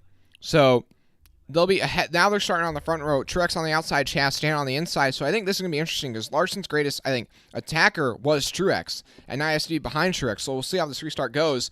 And now Hamlin's in second, or the third place car on the inside. And then, how many cars are on lead lap, though? 19 cars are on lead lap. So it feels like nothing even changed. I'm so confused, to be honest. I'm so confused. NASCAR just screwed it up here big time, I think. But we're going to get restarted with 51 to go. So you know what? It's just going to be a race at the end. I don't even know. I'm going to try and bring you all the action as best as I can. I just want Kyle Larson to win. That's basically all I care about. I hope NASCAR didn't screw him out of this win. But yeah, I'm about to get that green flag here. Truex on the outside, Chastain on the inside. And green flag is back in the air. Good restart for that outside line. Oh, Hamlin's going to poke out a line, though. Chastain and Truex made a bit of contact there. That's going to allow Hamlin to kind of get by on the inside. That's going to hurt Larson, though, on the outside. Oh, my gosh. Yeah, that's going to really hinder Larson there on the outside, but not too much. Then Hamlin is still now into the lead. Chastain down low, Truex up high. And Larson's just trying to stay up here in the top 5. Hamlin leads, Truex, Chastain side by side for second place. Then Keselowski's in 5th. Larson and Harvick are side by side for 6th.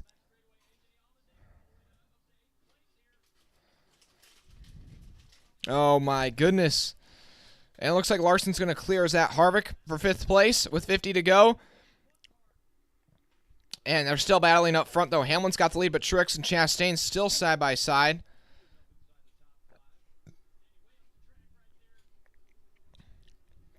Truex is going to be able to hold off Chastain for now. Now, I kind of want Hamlin to just stay ahead of Truex here as long as he can.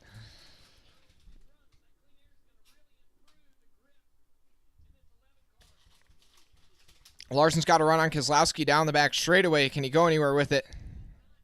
He's going to pull out a line behind the 6. Larson down low. Keselowski in the middle lane. Through turns 3 and 4.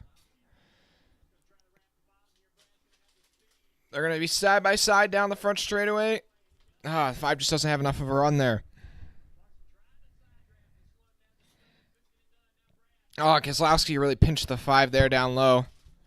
I think Larson's got to shift up to the top as soon as he can. That's where he's been fastest all day.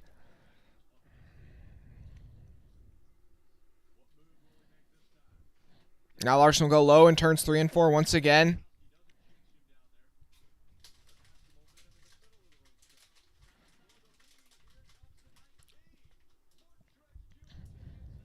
And Truex is trying to get by Denny Hamlin on the inside down the front straightaway. Truex is going to drive it in real deep in turns 1 and 2.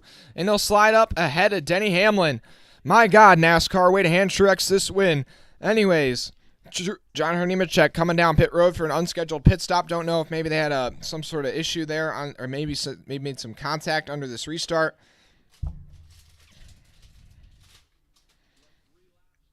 And now Hamlin's up against the wall, and so is Larson. Not in the wall, up against it, running the boards. And now Larson's got to run on Keselowski for 4th place. He's going to make a move to the inside, painting the white line. Keselowski up in the middle of the racetrack. Just once again, why not run the wall here? Keselowski's giving you the wall. If I was Larson, I'd run the wall. Wow, that's great camera work by the NBC crew. Anyways, yeah, Larson's going to have the run here, I think, into turns 3 and 4, but Keselowski's going to go up against the wall. Keselowski will have that runoff corner exit. Larson's got to go up against the wall, man, but I think he's going to clear Keselowski this time because Keselowski will be looking for the crossover. Yeah, big enough of a run, though. Chastain, though, to the inside of Hamlin now for 2nd place. But now that Hamlin has fallen out of the lead, the point standings is Chastain is 18 to the good, Elliott is 10 to the good, Hamlin is 3 to the good, and then Byron's 3 to the bad, Blaney is 15 to the bad, and then Bell and Briscoe both kind of in must-win situations still. Bell's also worked his way back into the top 10.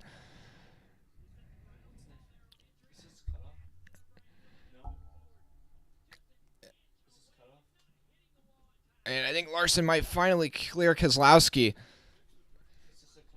Next weekend is Martinsville, the cutoff race for the final round. And Larson finally puts a block on the 6. The 6 had been giving the 5 such a hard time. And yeah, I think pretty warranted there by Larson to just kind of tell the 6 to kind of get out of here. Now, also, Larson almost might have turned himself off the nose of the 6. The 6 didn't cut him a break there a little bit. But now we'll see what the 5 can do, that he's kind of lost the lead for the first time today.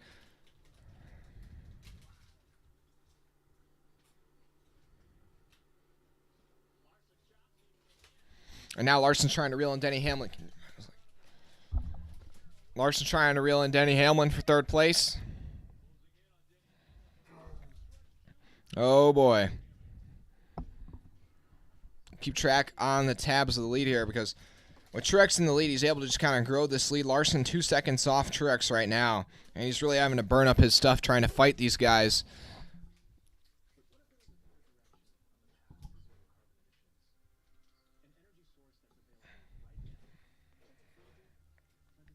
Larson trying to find a way by Denny Hamlin.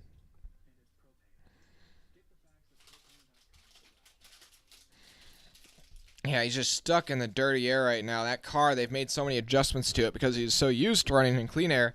But then when NASCAR threw it, was kind of a terrible caution for the 12. Now it's kind of shuffled up the running order and also kind of gave the 19 and the 1 free track position kind of randomly by keeping them on the lead lap, even though they were stuck a lap down. But then again, I might not know the rules on that one. Yeah, balls. And sure, the Truex fan just praying for no engine problems like Darlington.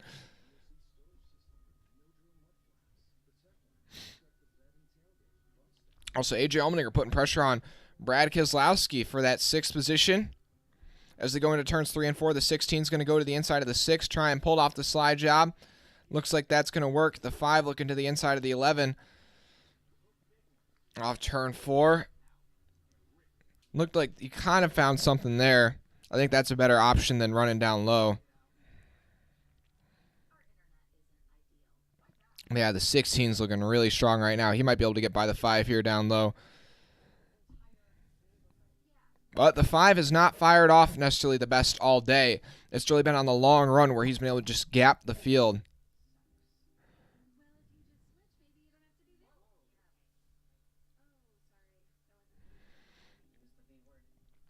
Oh, Larson might be able to get to the quarter panel of the 11 here. Oh, it's good. I think he's got him. Larson on the corner panel of the 11 down the front straightaway into turns 1 and 2. Yes, he's going to be able to clear him there. Drive it in deep. 11 looking for the crossover, but probably not going to have enough momentum to pull it off. And I think we're starting to get to the point in the run where the 5's car really comes to life. But he has lost so much time on the racetrack to the top 2, Chastain and Truex. Truex has gapped the 5 by now 3 seconds. So, yeah, Larson's really going to have to start to lay down some laps. We'll see now that Larson's got a bit of clean air if he can still put down the same lap times. Or maybe the handling on the 5 car has kind of gone away a bit, and now the 19 might be the dominant car. We'll see here.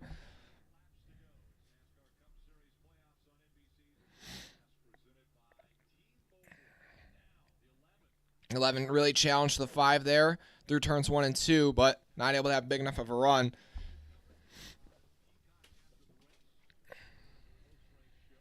Into turns 3 and 4, the 5 car up against the wall.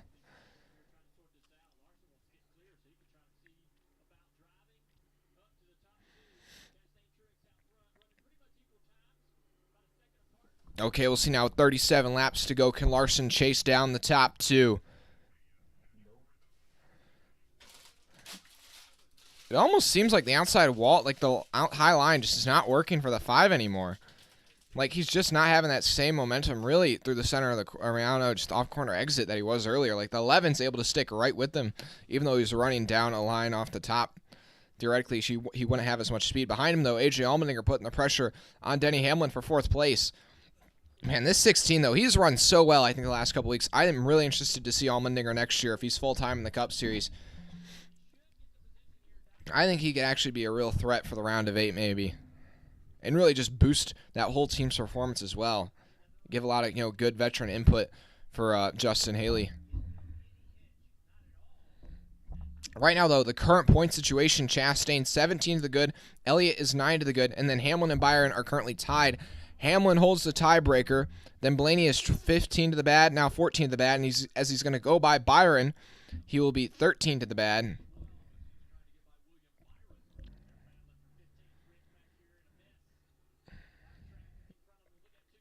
Last time by, though, Larson the fastest car on the racetrack by 0.3 of a second.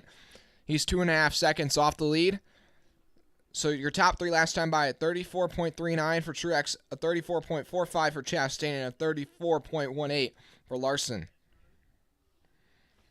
And now we'll see next time by what's the times. Okay, Truex runs another 34.49. Chastain runs a 34.53, and Larson runs another 34.17. So he just took out over half a second in the last 2 laps. So looks like that 5 car is starting to come to life again. It's that point in the run. I'm really worried for Larson. If we get another caution here, I really don't know if he's gonna be able to win that race.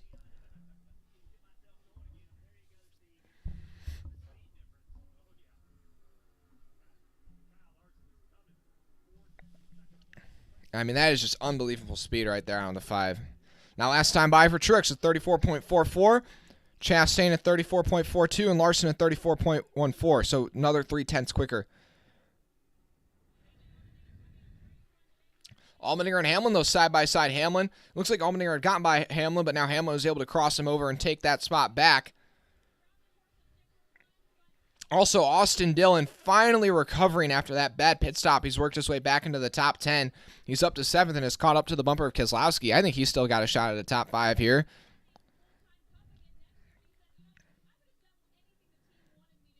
This time off of turn 4, Larson's starting to reel in Chastain. It's just how is he going to find his way by? That's really kind of the question.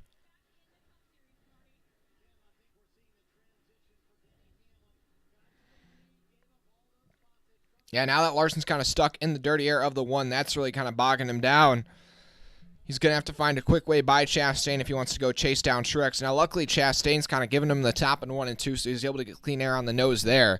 And this time into turns 3 and 4, Chastain just kind of gave Larson the top, and really just Larson's able to just go right by him. And that'll put Larson up to 2nd place with 31 laps to go and just 2 seconds off the leader.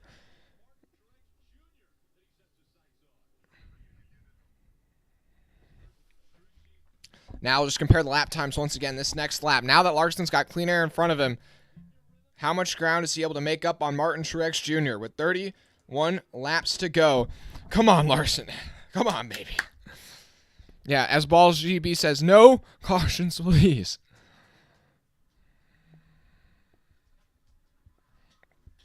Hey, we got 2,693 people subscribed right now. I appreciate it.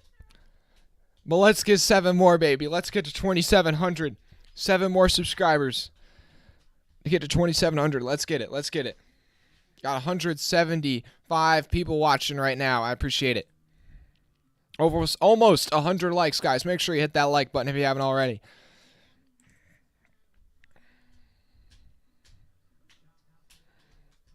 Okay, so Truex has had a fast car all day. Like, he has easily been the second best car to Larson. But even then, he's been about a tenth or two off Larson's pace. And now this time, as we look at their last laps, Larson a tenth slower than Truex. So, like, I think it is going to legitimately be hard for Larson to go chase down Truex. Right now, the gap's 1.6 seconds. So he's taken out 3/10 of the lead since he originally passed Chastain. So, and with 30 or about 27 laps to go, there's still a lot that can happen.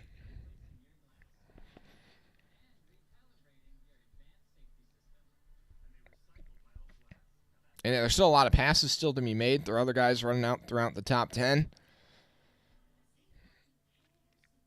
How about Ricky Stenhouse running in the top 10? He's having a solid run today.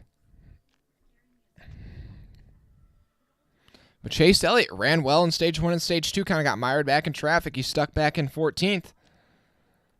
Currently, he is only, I believe, 10 points to the good. That is a very small margin. That is definitely not something that you sleep easy on. Last time by, though, Larson about a tenth and a half quicker than Truex. The gap's down under a second and a half. It's tightening up. It's tightening up at the front.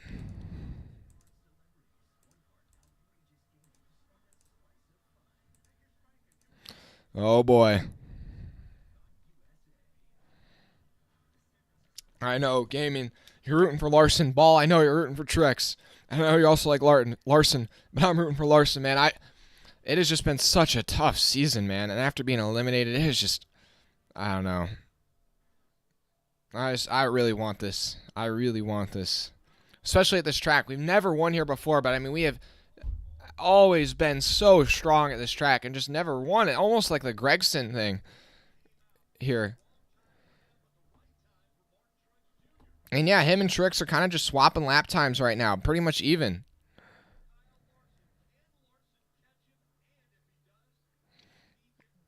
And now Truex is... There's going to be some lap traffic, though, that will play a factor if this thing does go green to the end. Now, that could also, play a big role if you have to adjust your line just for a couple of corners.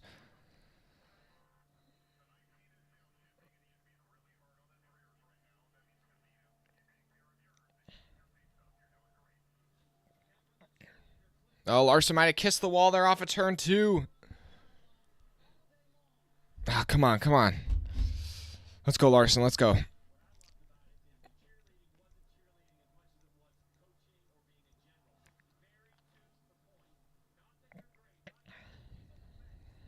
Oh, boy.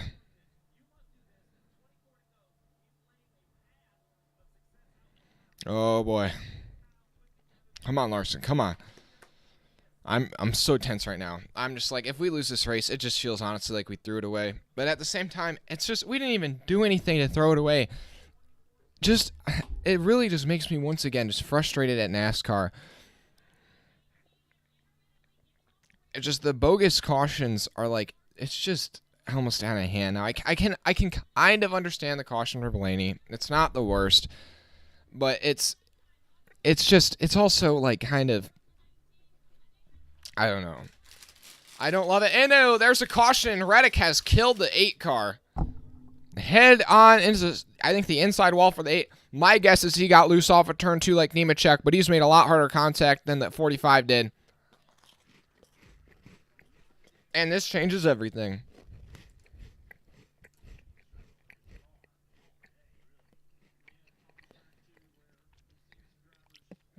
This changes everything.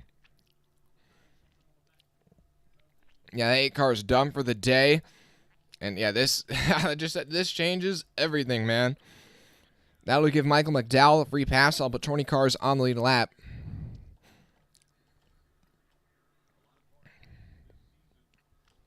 But 22 to go. Everybody's going to be coming to get tires. We might see somebody try and stay out here. Maybe Bell would stay out. I don't know. But I feel like you have to get tires here. Man. Hey, guys. I don't even know who wins now. I don't even know who wins. But, guys, make sure you drop a like and subscribe if you haven't already. We're 6 subscribers away from 2,700, guys. 6 subscribers away, guys. Hit that subscribe button.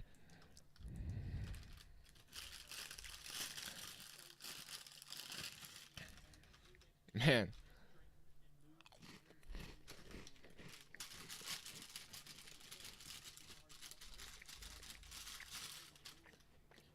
Dude, I'm so nervous right now. I don't even know. I was feeling pretty confident, but I don't know. I feel my confidence been slightly rocked. This whole the caution for Blaney. No, I just don't know. Everybody's coming down pit road though. Does anybody stay out? I don't see any. Doesn't look like anybody. Oh, and Truex spins into his pit stall.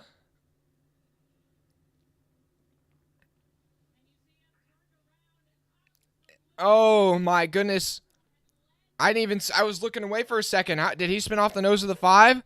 That was almost scary. He looked like he almost hit a pit crew. I don't think he hit any pit crew members, but somebody had to jump out of the way. And now that he's backwards in that pit stall, he's going to lose all the track position. And Larson will win the race off of pit road. Then it'll be Hamlin, Chastain. Dillon sneaks up to 4th place. Then Allmendinger loses a couple, but was that off the nose of the 5?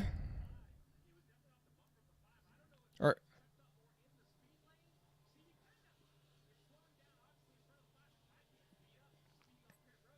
yeah.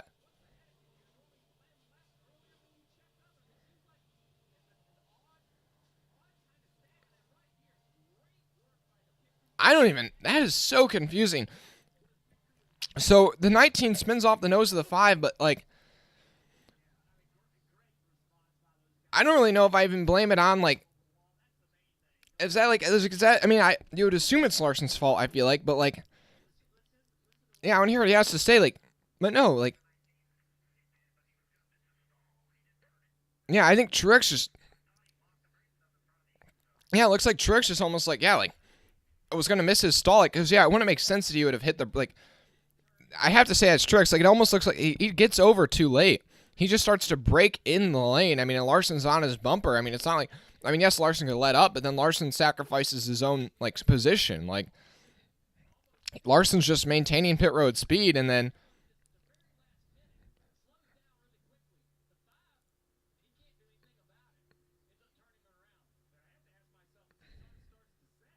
yeah, the 19 looks like, the 19 just misses his pit stall, and then, I mean, he just kind of gets run over by Larson, but I mean, Larson's, like, not really anything on Larson's part necessarily. It's just, like, the 19 just doesn't realize his pit stall's there, then he goes to turn in, but it's, like, too late, and the 5's right on his bumper, so he just gets spun. Now, lucky for him, he got spun into his pit stall, but good job by his pit crew to avoid, but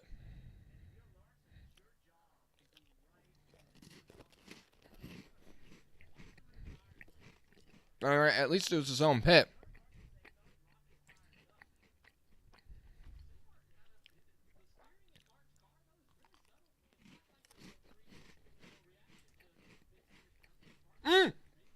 We're at $26.99. $26.99.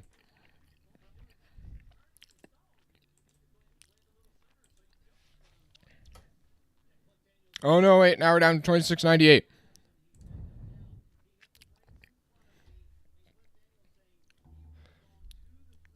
$26.98. $26.98, guys. So 2 subscribers away from 2,700. $26.99. $26.99. $26.99.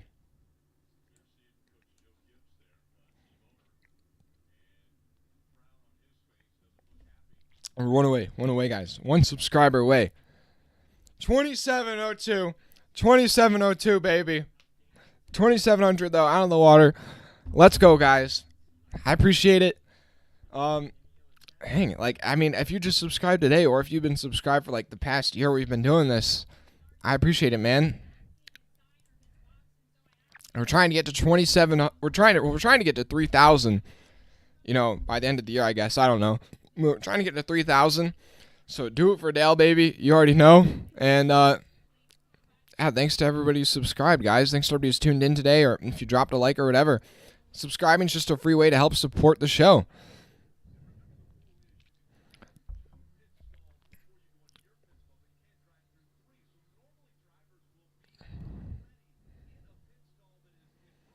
Yeah, but it's 160 people watching right now. I appreciate it. Thanks to everybody who's in here. Let's go. Yeah, thanks, Chris. Michelle, is Chase Elliott currently in the playoffs? I believe he should still be. Yeah, Chase Elliott is currently 14 points to the good.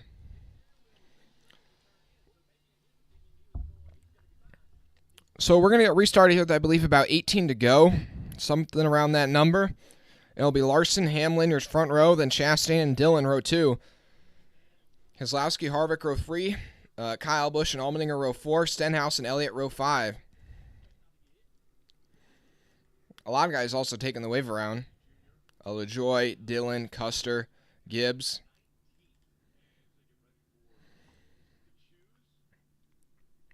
So Larson will go high, Hamlin will go low for this restart. And then Chastain will be pushing Larson, and Dillon will be pushing Hamlin. Oh my gosh. I'm so nervous right now, man. I'm so nervous.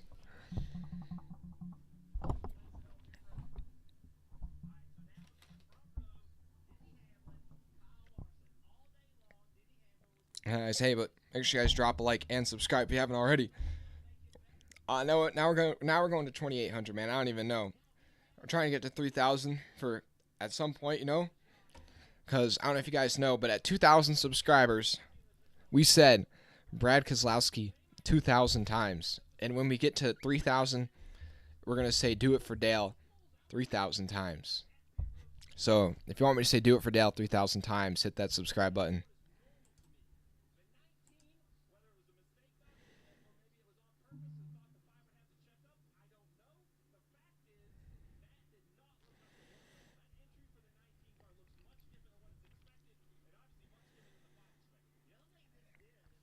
Oh boy. Okay, so it's going to be Kyle Larson on the outside of Denny Hamlin.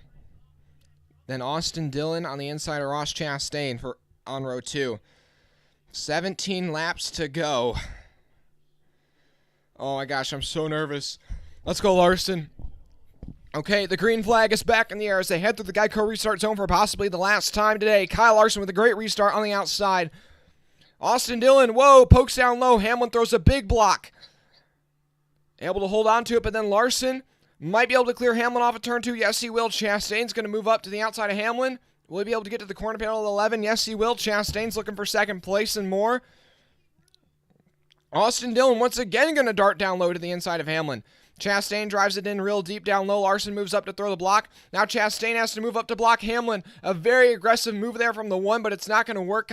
He gets hung out to dry. Now Hamlin will go by him and move back up to second. Behind him, though, oh my goodness, Harvick's up to 4th. In 5th place is the 16 of A.J. Allmendinger, but he's side by side with Austin Dillon. Then Kyle Busch, where did he come from? Brad Keselowski, Stenhouse having a great run in 9th place right now. Down the back straightaway, though. Oh, the 22 got really swirly there. And Allmendinger, whoa, he drove it in real deep down low, but back in the pack, they're like 3 wide all over the place. Oh, I don't know if that's going to work. And that thing that the 16 man, he just drove it right by Harvick and Dillon. That was a powerful move from the 16. He's up to 4th place now.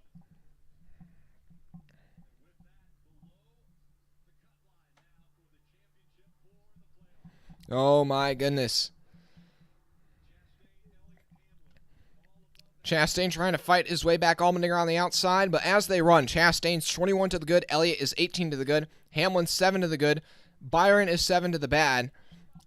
Blaney's 16 to the bad, and Bellis and Briscoe are in must wins. But with 14 laps to go, Larson leads by about 5 car lengths over Denny Hamlin. Then Allmendinger has gotten by Chastain. He's up to 3rd place. Can A.J. Allmendinger steal 2nd from Denny Hamlin here? Off turn 2, Allmendinger to the inside of Hamlin down the back straightaway. A.J. Allmendinger is going to 2nd place here, but Hamlin's up the racetrack. And now Chastain's going to squeak by Hamlin as well. Hamlin's going to drop a couple spots here. Hamlin just lost 2 spots there, but A.J. Allmendinger in 2nd place. What a run for him in that 16 team.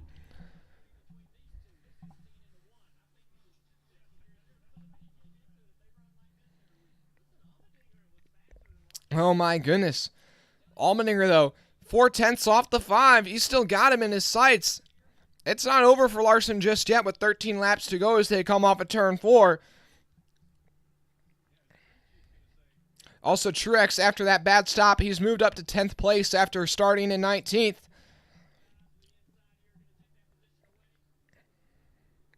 And Chastain's going to be able to dive it in deep in turns 1 and 2 and take second place back from A.J. Allmendinger. But they are right in the mirror of the 5. Like Larson, we've said it all day, he does not fire off strong. It's once they get about 10 laps into a run that the 5 looks its best. I think Larson, if he can paint the wall, he might just be safe, but Chastain is really driving hard right now. Chastain has been really good on the mile halves all year. He hasn't shown his face much today. But now here he is here with 11 to go, making a presence.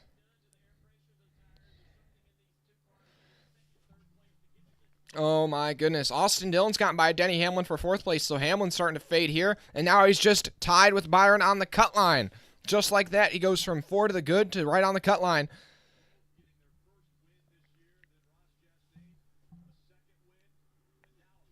Oh man, 10 to go. Chastain staying right behind the 5. The kind of the Achilles heel of the 1 right now is the 16 of A.J. Allmendinger, because the 1's trying to attack the 5, but he's being attacked from the 16 at the same time.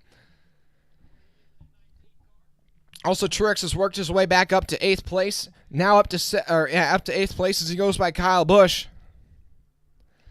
Now Allmendinger to the inside of Chastain, though, into turns 3 and 4. And just like I said that, yeah, the reason I think Larson might be able to hold on here is because Allmendinger and Chastain are battling. And they're kind of slowing each other down while they squabble for second place. Oh my goodness, guys. 9 to go. 9 to go. Allmendinger might be able to clear Chastain here. Yes, he will. Allmendinger back up to second place. A great back and forth for second right now. And as Byron picks up a spot, now Byron's back into the green. He was 1 to the good there for just a moment.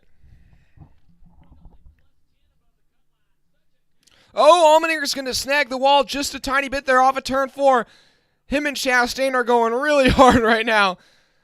Oh my goodness. Now Chastain's clear of the 16. You can see Allmendinger really working the wheel on that 16 right now. And Allmendinger and Chastain putting on a pure show right now. Whew. Oh, the 1 gets the wall in 3 and 4. He gets the wall just a bit. Man, these guys are pushing for second place. 7 to go, 7 to go. Luckily, these composite bodies can take a little bit of a hit like that to the outside wall. Oh, man, Allmendinger. Oh, they're side by side down the back stretch. Oh, Allmendinger's going to tuck in line behind the 1. Truex has worked his way up to 7th place.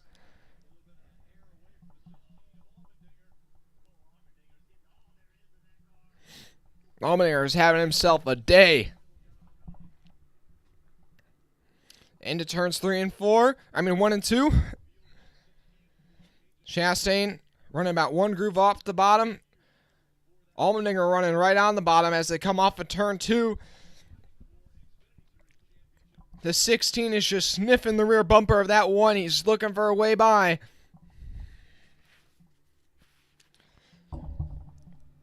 Chastain's really pushing right now. We've seen him even get into the wall.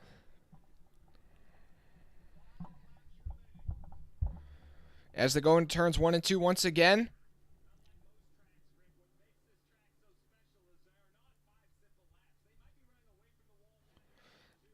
Oh my goodness, 5 to go, 5 to go. Still, anything can happen. We've seen both of these guys battling for second place. Tap the outside wall. What if one of them overdrives it just a bit? That could end their day.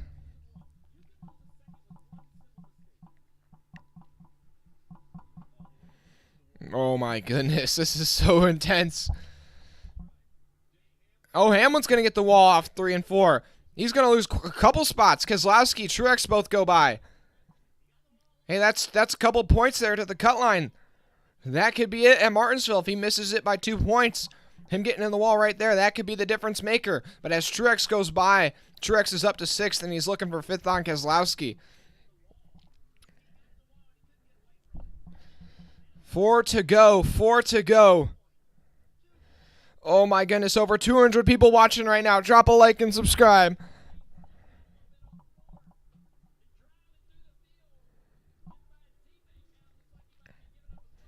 Larson, a second and a half ahead of Ross Chastain.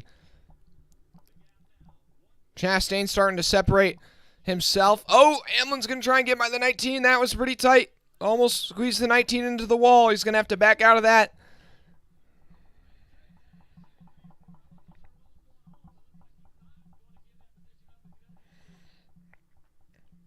Oh my goodness. 3 to go. 3 to go. 2 to go now. 2 to go. As they cross the line, Allmendinger throwing it in on Chastain once again into turns 1 and 2. Oh, Truex snaps a little bit in 1 and 2. That might allow the window to open up for Hamlin down the back straightaway. Not quite. Through 3 and 4. Larson just wants to see that white flag. Oh my goodness. As the white flag is in the air,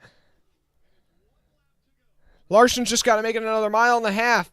Meanwhile, though, the battle for second is on. Ross Chastain and A.J. Allmendinger. A lapped car is going to be down low, though. That's going to hurt the 16. Oh, that's really going to hurt Allmendinger there.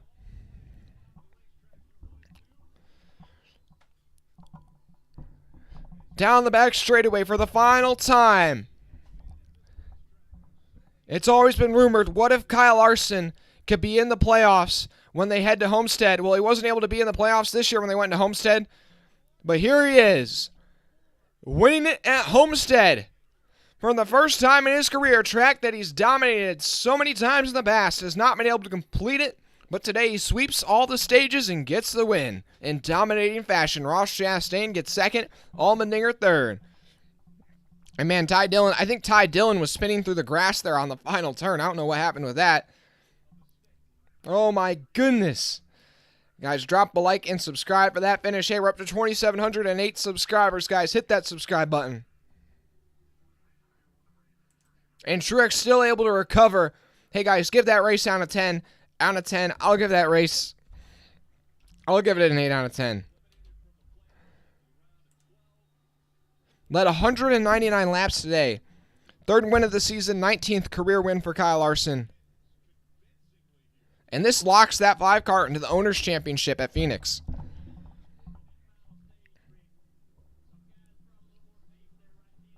Oh, yeah, and that all-red Valvoline scheme. Yeah, 8 out of 10 for me, guys. What are your thoughts? What are your thoughts? Hey, the majority of you guys were right in the poll. 43% said Larson. And he is burning it down the front straightaway, man. That is a heck of a burnout.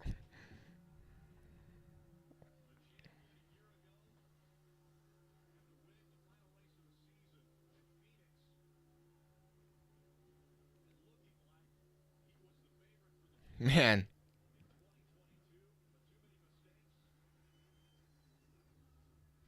It was one heck of a burnout, man.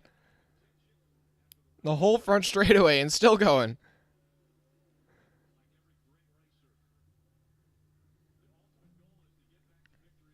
Man, that was a crazy burnout. Let's go, boys. Yeah, Gaiman. Thanks, Robert. Thanks, Chris. Yeah, I'm all 7 out of 10. Man, if only he hadn't crashed at the Roval, guys.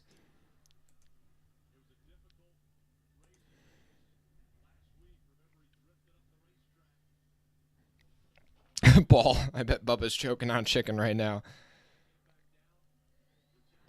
Thanks to everybody tuning in. Wow, what a race. Let's go.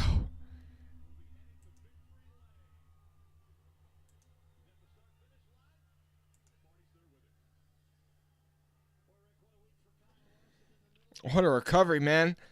What a race. Thanks to everybody who tuned in. Almost 3,000 of you guys today. I appreciate it. Yeah, solid race for Trackhouse here. We'll go through your whole finishing results here in just a moment after we hear what Larson has to say about winning that one. Good recovery after last weekend. Surprising amount of boos.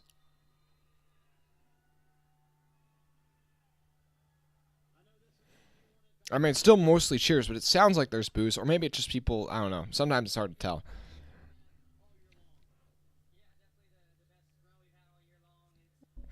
Yeah, definitely the best. Yeah, best run they've had this year. Very reflective of how he was at times last year.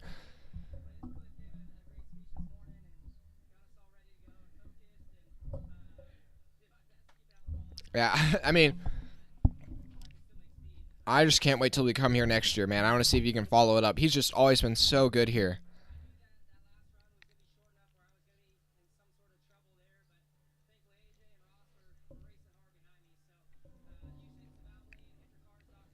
What a race. What a race. Hit that subscribe button, guys, if you haven't already. Thanks, Philip. You're right, Kent. He can win in anything. Maybe even the Indy 500 next year.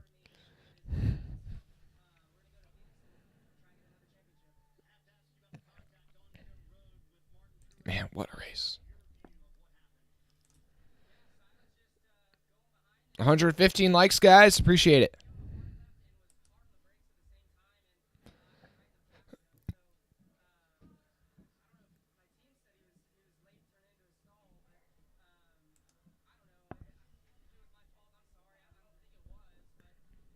They're showing Truex right now as he listens to that.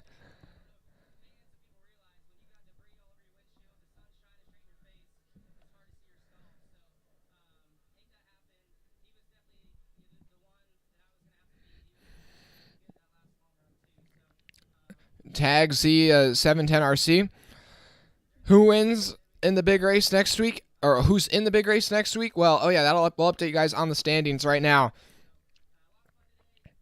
So, Briscoe is in a must-win. Bell is basically in a must-win. And then Blaney is 18 points to the bad. Denny Hamlin is 5 points to the bad. Byron is 5 to the good. Elliott is 9 to the good. And Ross Chastain is 19 to the good. So still really tight between about 2nd and 5th place. And I wouldn't say Blaney's really a must-win yet either.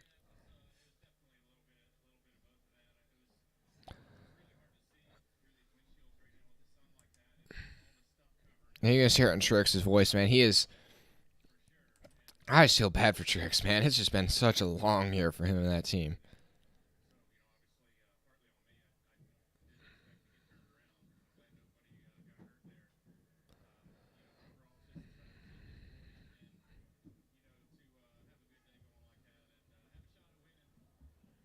And that's just, man, that's a tough break for Truex. Well, here, we'll go through a running order really quick here, finishing order.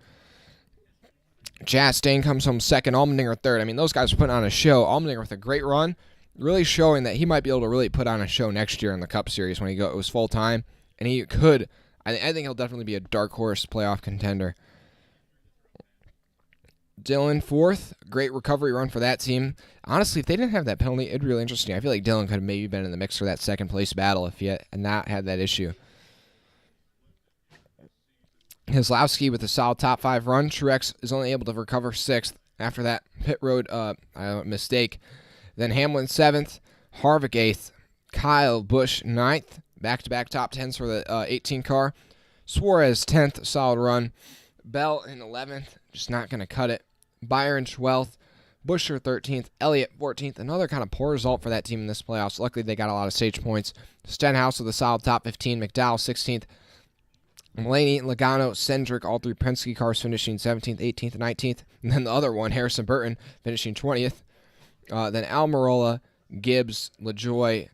LaJoy, last car on the lead lap. Then Custer comes home 24th. Gregson, 25th, 1 lap down in the 48. Really a disappointing weekend, at least in the Cup Series, for the 48 team. And then Dillon, Nemechek was only able to recover for 27th after bringing out that early caution. Haley, after issue on pit road, comes home 28th. Castle, also a good guy with an issue on pit road, comes home 29th. Eric Jones, I don't know if they must have had an issue or something, because that 43 car just weirdly off the pace all day. Then Todd Gilliland comes home 31st. J.J. Yaley, B.J. McLeod, Cody Ware round out your finishing racers. And then Tyler Reddick brought out that late race caution, finishes 35th. And Chase Briscoe brought out that caution in, I believe, stage 2, finishes in 36th. Well, guys, who do you think advances next weekend?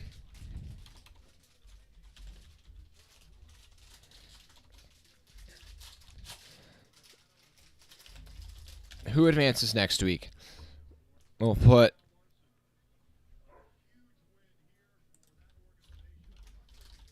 Elliott plus 11, Byron.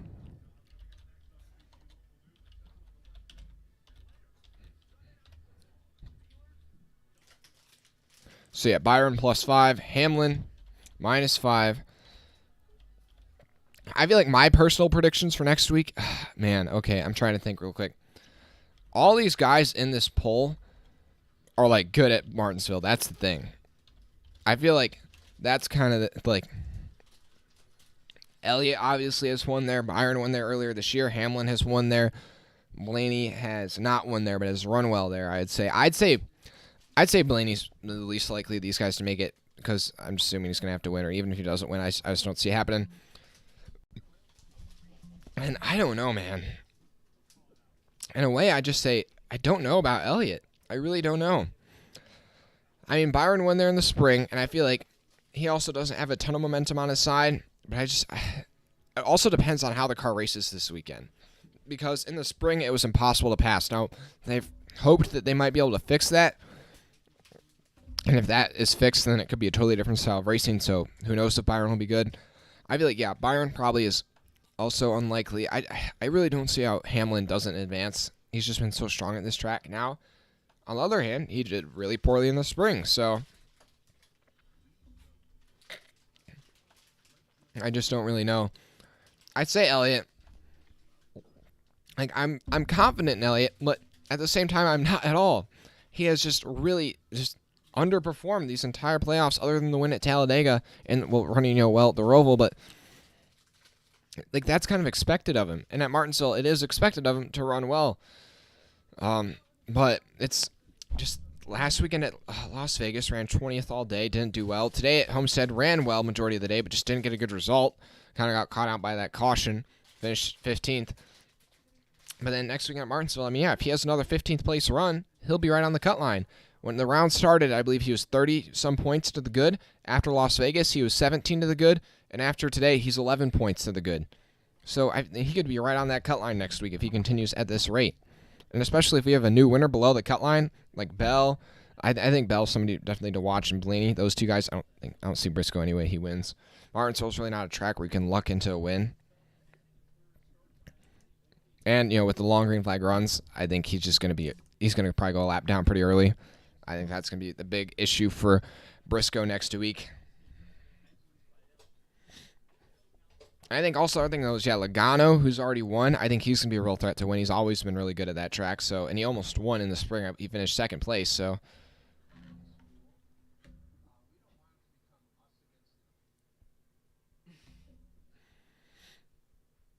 Yeah, what are you guys wondering? Mark Kirby? Bubba's choking on his Big Mac. Yeah, you could say that's probably happening right now. Yeah, and after a great win for Kyle Larson, after what almost was like he was about to throw it away, luckily that car was just too strong. I mean, the 5 car was just so dominant today that if he does get disqualified, I wouldn't be surprised. Because he literally was like a half a second quicker than the entire field, if not more. Like, it was not even close. The only guy that was even close was Truex, and then there's the Truex scandal. But, scandal, that sounds weird, but yeah, and the 11 is also, that was the thing they were showing. So far in these playoffs, Hamlin has scored the most points out of any driver in the playoffs, that is. So, and it's not by a huge margin, but he has scored the most points out of anybody in these playoffs. So that's why I'm kind of banking the most on him. And the guy that, of the round of 8 drivers, Chase Elliott ranks 8th in terms of points scored so far these playoffs. He ranks 8th. Even with his win in second place finish, he ranks 8th. And it's not even close. It's like by 30 points. And so I don't see it happening next week. I don't see it happening next week for him at Martinsville.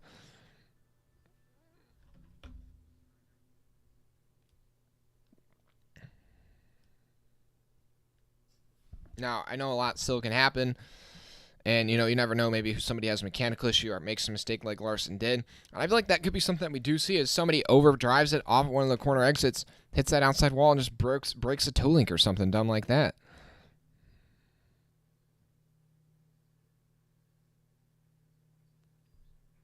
Yeah, right now I'm just kind of watching the IndyCar race highlights. So yeah, now looking at that poll though, yeah, the majority of you guys are most confident in Elliott here. I'm gonna say who gets eliminated. I'll say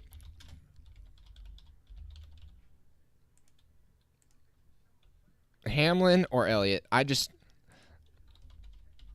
Now I know it's Elliott, and obviously he won the regular season championship. Like, he's been overall the most consistent driver, but as of late, he most certainly has not.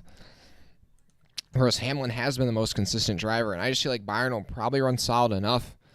Like, Byron's just been getting it done the last couple weeks, so I don't know. We'll just have to see.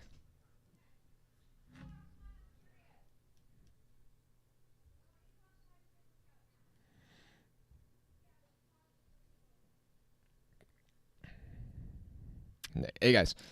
Fade, do you like William Byron?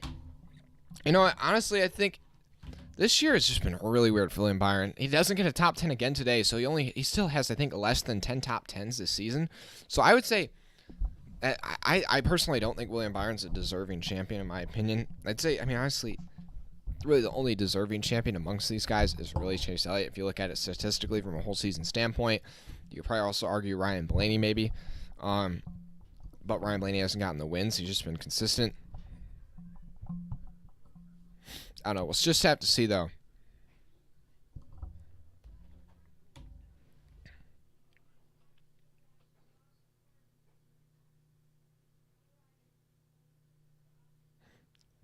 Thanks to everybody who tuned in today. I think we're going to cut it off here in just a moment. Yeah, and right now in the poll, most of you guys do think Hamlin would advance in kind of a head-to-head next week if it was against Chase Elliott. And, I mean, yeah, it's like there's just the stats to back it up so far.